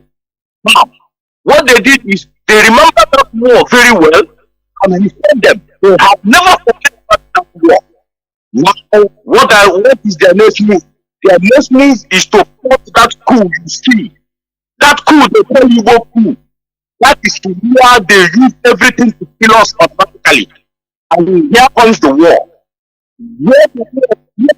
Here comes the war, the program himself. And now, they happen to succeed in that war, in that genocide. This is where our brothers now, they call Nigeria. This is where everything fall apart. That is why things fall apart. This is where everything now scattered. You can see somebody from your answering, you say that it's not evil. Mazi, there's something you say here. We can never put blame for evil. We are all the same people. Before they we do everything. We are all the same person. If you not know all the same region, after the war they start dividing us. How did they do that? Because this is what exactly they will do to tarnish the image of God. They divide us. Now, after dividing us, they make our brothers. How do you want to blame an evil man for that? How do you want to blame us for that? Our own brothers, they are supposed to stand again. Our Nigerian brothers, let me put it that way. They are supposed to stand and say, no, this is our brother. They force them to change their name. They are taking their name by themselves. How do you blame Igbo? How are you going to support them? You and your brother were still in school. You and your brother was on the way to school. And your brother said, I'm going to school. And somebody came and said, leave him. This is your brother again. Let him answer another name. And you agree. This is exactly what you have to put the truth here. That is the problem. That is the problem we have. If not the coming of Nnamdi Kanu, our brothers today, we will never even to their evil. So, we never trust the blame to them. We just to articulate them. The blame should go to them. If they refuse to answer them, we want to Mazi, I don't know why. Are you using earpiece anyway? I want to say something, although I want you to be there. Let me say something before you go. I don't know whether you are hearing me. Your line is not as... Are you using earpiece? Your line is not as you. I don't know why. I'm not even happy. Okay. Now, let me say something in what you're saying. You know, when we start about the blame game, you know, I say blame all of us. You should understand this, because shared responsibility makes things very light. I'm telling you, and is a fact. You should understand that Azikiwe is the main person that started this consciousness. Before 1929 about women's protests. Before, let me tell you, our people, Joe, everybody, I'm not even talking about Igbo only, per se. Every other people, we speak common language. Everybody hears Igbo. Let me tell you. What is job? Go and make your researches. It's mostly things that ricocheted, resulted in the Civil War, and after the Civil War, that people started deviating. Even Igbos that cannot answer Igbos again. Talk less of other people that are at least have another name, like a Jaw clan. I could say is a tribe, you know. Now they started disassociating themselves completely with speaking Igbo, because people, which language did our women, Biafran women, use 1929? Because you cannot tell me it's English. No, that time English was not common. You have courtman that interprets in the white man's court. So how did our women communicate? Just they communicated and gathered in Aba, which they call Aba Women Riot. It's Igbo language. So but let me tell you one thing, because when you say no, we don't have shared blame, the main person that started this rubbish we are seeing in our land is a crack, Azikiwe put, which was turned into a gully today by the British. It's Azikiwe. That singular act he made when he went to Enugu and removed the Yueta, it started the whole mess we are in today. So when you say no, it's not Igbos that we are not. No, we are Azikiwe. No, Azikiwe represents all of us. That is whether we like it or not. That is why I say it's a shared responsibility. He started this. You know, when your enemy sees a crack, they now expand it and turn it into a gully. And that is what we are suffering today. Azikiwe is a demon that I don't know where they brought him from, that started what we are fighting today to repair. That before that time, you could see our Mazi, our veteran Ekulie, say before that time they were all, no person have this consciousness of UFIC, Igbo. No. People didn't know anything until Azikiwe came and make that very deadly and devilish political move. When they pursued him from Lagos, he came to Enugu. The person that was in charge of Enugu administratively was our Efik brother, Eyueta, and he now come and tell the people there that this person is from Efiko, I am Igbo. He opened up that ethnic consciousness that is troubling us today, because they played it on him in Yoruba land. Awolowo started it on him, where NCNC won election. But Awolowo used the ethnic bigotry that this person is an Igbo. Oh, he opened eyes. Okay, so now I am Igbo. Okay, they pursue him from there. He tried, they pursue him from there. He now remember that he is from Igbo. Igbo, he never cared to come before. He went to Enugu now, pursued the person that is there. And that Eyueta say, okay, he went. If it's you, what are you going to do? Let us say the truth. If it's me, I will go and say, oh boy, these Igbo people, they are wicked though. See as they pursue me. That is the beginning of this ethnic bigotry and now Britain use it now, and is a crack that should be immediately repaired. But Britain, being devilish who they are, they now use it as a crack. They now use it. Go on. Go on went to Efik and say, okay, you see, you are people. How do you think you are? These are people you call you are the same people. They are against you. I will create. He started creating states, and they say, we welcome it. removed himself from NCNC. And the fear of this thing made the Ambazonians to leave. I'm telling you. It is the same Britain that convinced the Ambazonians, say, look, do you see what Azikiwe and Igbo man did to this person? What of you? Do you think that he's going to spare you? That is the origin of Igbos being domineering. What I'm telling you is a historical fact. So it is a shared responsibility. You know, Azikiwe started this mess. And we have to be courageous enough in order to face it. You know, blaming somebody, blaming, it is very easy. But when you have to blame yourself, that is where they know that you're a man. You are courageous. And that is what we must face. Mazi Nnamdi Kanu have been saying this. And we have to embrace it. So it's not only this people. We start from the origin of this mess. That is the origin of this mess. So Mazi, please conclude because we are closing. Conclude. Just 1 minute, please. Yeah. Yes, Mazi. For the look of things now, as it stands, are we still going to ask ourselves, let's end together with our brothers? They should know from this past election, they should know that we are. Look at them. Did they so it's from Niger. They know who you are. You are in Nnamdi. Our people. I am not saying I'm a normal person. As in somebody now, they are going to thinking the only people who knows me know me that I'm angry. You start putting those Mazi, let me also say this. Mazi, let me also say this.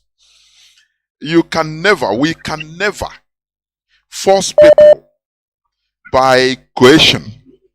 I mean coercion, force in order to believe the way you want them to behave. It's impossible. What we are doing is conviction.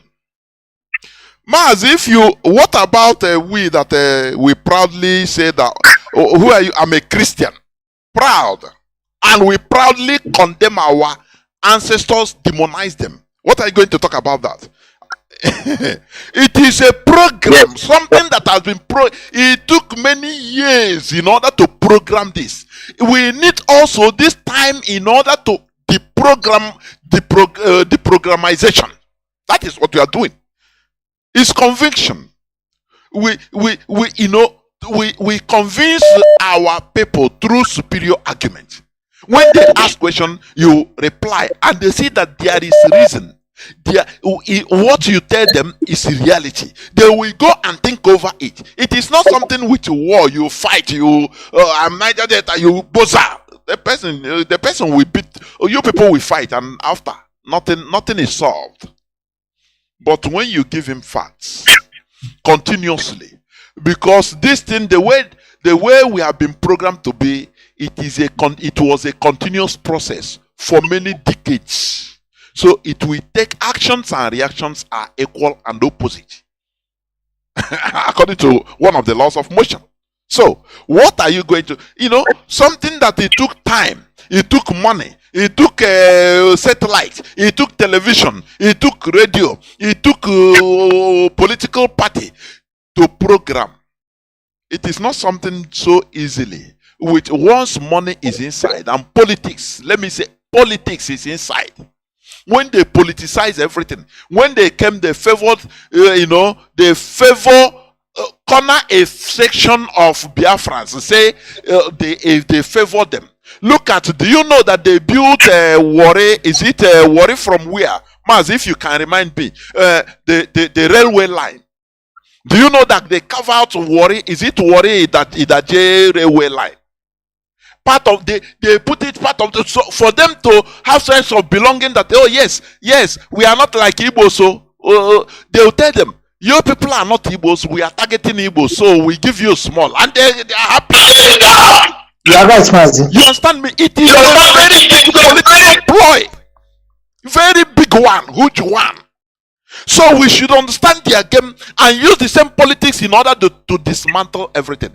These people, once you give them small crumble, they empower them. and say, you know why we are doing this? You people are not Igbos. That is why we are doing this. If you are Igbos, so we will not do, because Igbos are the bad guys. But these people are part of Igbos. They are part of us. They know it's politics. Now, when they agree and they support you, they give them one small crumb, they are happy. You see, once they are happy, they turn again. Anything I say, are you Biafra? No, I'm not Biafra. No. Because they know, they told them, if you accept to be a Biafra, all these privileges will be removed. They prefer receiving privileges instead of rights. So, when they borrow money from China and say, none of these billions of dollars, is it $27 billion borrowed? None of the infrastructure, the railway line, it will not pass through any part of Igbo land. But they come to worry, they say, okay, you know, we are going to give you small. It will pass there, but you know, you people are not Igbo, so they are happy. It's a very huge politics. So it is not something that is going to be dismantled. It is slow and steady. As people are hearing my voice, even from worry, from everywhere, they will understand that this is a very deep politics. Divide and rule. They divide you from your brother, give you a small privilege, just little privilege, and now you turn against your brother. Once they are able to go defeat and destroy your brother, now they use you. You become a slave in their hand. Do you see? Mazi, please conclude. That is why, yes, the same politics that makes Alamajiri to say the oil in Biafra belongs to Jigawa, the oil in Biafra belongs to Jigawa, it's because of the politics that Ohanes and these politicians have been playing. It's because of those politics they can call us all manner of men. If not because of the coming of IPOB that makes us, when they call us name, hey my people, you have to develop the venom of a black panther. And this is the venom I have. And they know it. So therefore, we have to continue. And I thought we must prove Britain wrong and Nigeria wrong. And we are getting it. And we will surely continue. And we must violate Nnamdi Kanu down. We must surely prepare. We will win. And at the end of the day, showing this to them. And Mazi, the most important thing that I'm so happy is that our people are waking up. And my brother Nnamdi is doing well in his part. Everybody should go and see what he's doing. And then I applaud him. Mazi, thank you for giving me this opportunity. This is where I am going to end taking calls, please. I'm switching off the phones. Mazi Joe Agafe, there were, and I know that we will continue. Please, can you remove? My goodness me! Off your listening device, your IPOB community radio, I think is on. Because my voice is echoing. Mazi Joe, can you hear me? Yes, I can hear you. None is on here. I don't know why. My voice is. Let me cut and call you back immediately. Let me cut and bring you back. I don't know why. Because we are closing. They use sophisticated weapon against us. It's not easy. Mazi, can you hear me now? I can hear you, Mazi. Okay, it's okay. Please make your closing remarks in 5 minutes, please. Maximum. Go on. Okay. Dalu Mazi. I greet you all, great Biafrans. Ndị Igbo niile na-ekene n'ncha. Ndị Igbo ndị si ndị Owerri, ndị Aba, ndị Igwe Ọcha, ndị Sebukwu, ndị Obulukwu, ndị Ọkpanam, ndị Asaba, ndị Ika, ndị Igbo nke na-ekene n'ncha. Anyị ncha bụ ofu, anyị ncha bụ ndị Igbo. Anyị ncha bụ ndị Igbo. British na-atụ ụjụ anyị, unu sọpọzi na ife. A na-atụ ụjụ anyị. Anyị niile bụ ofu. We are all one. We don't have to let our enemies divide us again. Let us ask questions. Let us begin to ask questions. We shouldn't be up to 50 years, 60 years before we start to ask questions. The asking of questions has to start now because it is going to play an important role inside Biafra as a nation. We are all Biafrans. We are all multilingual. Yes, fine, but we are one. We can create a language. We can create our own language out of all these multipolarism of languages that we have. We can decide to choose the name of cup from Niger. We can decide to choose the name of cupboard from Ika. You know, we can blend all together and it becomes one. We are all one. We should understand this. We are on the verge. We are on the verge of becoming the greatest nation in Africa. And that is one thing that British does not want. British does not want us to exist as a nation because they know that when we exist as a nation, all those military blueprints that they burnt after the civil war, it will come back. We don't need to write it down. It is a gift that Chukwukika has given us. It is in our brain.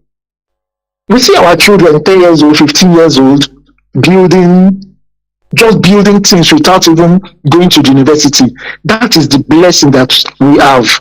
If those children can do it, what of those of our Igbo brothers, Ijo brothers, Calabar, Urobo, everywhere that went to university that studied engineering, that studied different science-based courses? Who told you that we cannot do them? Who told you that we cannot build roads? Who told you that we cannot build railways? Who told you that we cannot sew clothes? Do you know what about we turn to? About we employ over 500,000 youths for those making clothes, shoes, everything. Our language should not divide us. Our languages should not divide us. Instead, our languages should bring us together as one. I am married here. My wife is from Abia State. She's Igbo. I am Igbo. My kids are Igbo. We cannot deny that. She comes from Umuahia. Same with my leader, Mazi Kanu, whom I respect so much. Every day, I call on our ancestors to go and sit with them, to go and sit with him in that place that he is not alone, they are with him. Over 10 million of Ndi Igbo spirits are with Mazi. Our great ancestors of Ekumeku are with him because he started from where they were stopped. And we all are Ekumeku warriors, take it or leave it. With our phones, with our laptops, with our tablets, with our pens, with all the time we spend on Twitter, on TikTok, on Facebook, writing every day, tweeting and retweeting, making calls. We are all warriors. Only that we have our specific commands, different commands from where we are fighting our own battle.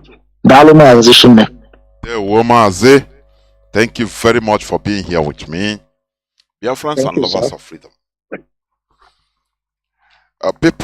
Some people might not understand this, or some people might be playing down on Radio Biafra. Let me tell you, the most important part of the restoration effort is these expositions, the teachings, the learnings from this Radio Biafra, both the presenter and the callers. We learn from each other. It's our rallying point. People might not understand what it means. Because, Mazi Nnamdi Kanu say, we don't want a Biafra that will be restored and filled up with idiots. People with different types of sentiments. Blockheads. When you talk here, they talk the other side.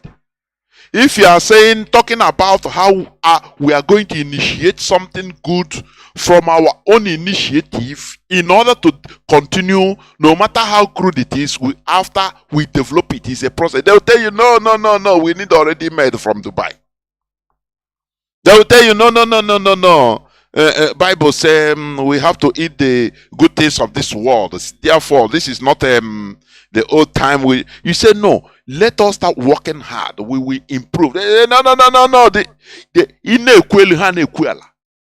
This is not the type of Biafra we want to restore. Flag independence, whereby idiots will be imposed on us in the guise of educated people that studied in University of Columbia, a PhD, 5 PhDs.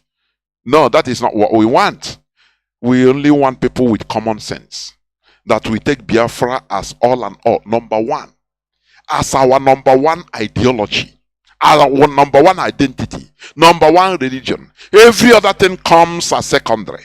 And that is why we are doing what we are doing. They dispersed us, they separated us using different types of techniques and politics. But here we are uniting ourselves, because the first thing to solution is to identifying the problem. That is why when you are sick, or you have for example, your temperature is high temperature. You don't just go to medicine, buy medicine, no, because there might be many causes of that high temperature, body high temperature. You will go to diagnose, for diagnosis, so that it will pinpoint and find out what is the problem. Do you understand? And after, once you identify the problem, there you go. Now you start preferring the solution. Here, Mazi Nnamdi Kanu has identified our numerous problems, and we continue identification and solutions. That is it. Biafra is our religion. Biafra is who we are. It's our identity. It's our ideology. We have no other country except Biafra. Because without Biafra, we have no country. We are just stateless people. You understand? If you look around during the South Sudan's war, they call them the lost boys anywhere they are. Lost boys of South Sudan. People without a country. But today they have a country. So, we are just like orphans. I'm telling you. Stateless people that no person cares for. They can kill us. They can destroy our properties in Lagos. They can kill us at will. And when you talk, they say, no, why are you talking? Why are you crying? Why are you, no, you're an ethnic bigot. Why are you saying so? They speak grammar on you. Because we have no backup, no government, no nationality. Nigeria is killing us. But everything that has beginning must have an end. Transatlantic slavery that took up to 4 centuries. It doesn't matter the time it stopped. Therefore, we must continue working towards our focus, making the world to understand our travels, because we will never continue dying in silence. That is why you have to tweet. You have to continue in making this worldwide phone call campaign, as if our life depends on it, because we continue fighting, and that is the fight. Be part of what we are doing. Join hands together with IPOB in doing what we are doing. Thank you for listening. From me, Mazi Jonathan Chinedu, together with Mazi Joe Agafe, it is simply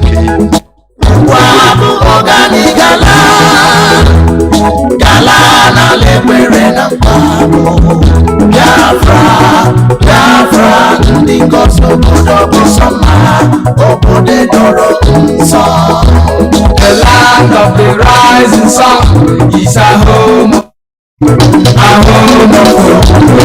Biafrans. The fire of the eastern land is a promised land.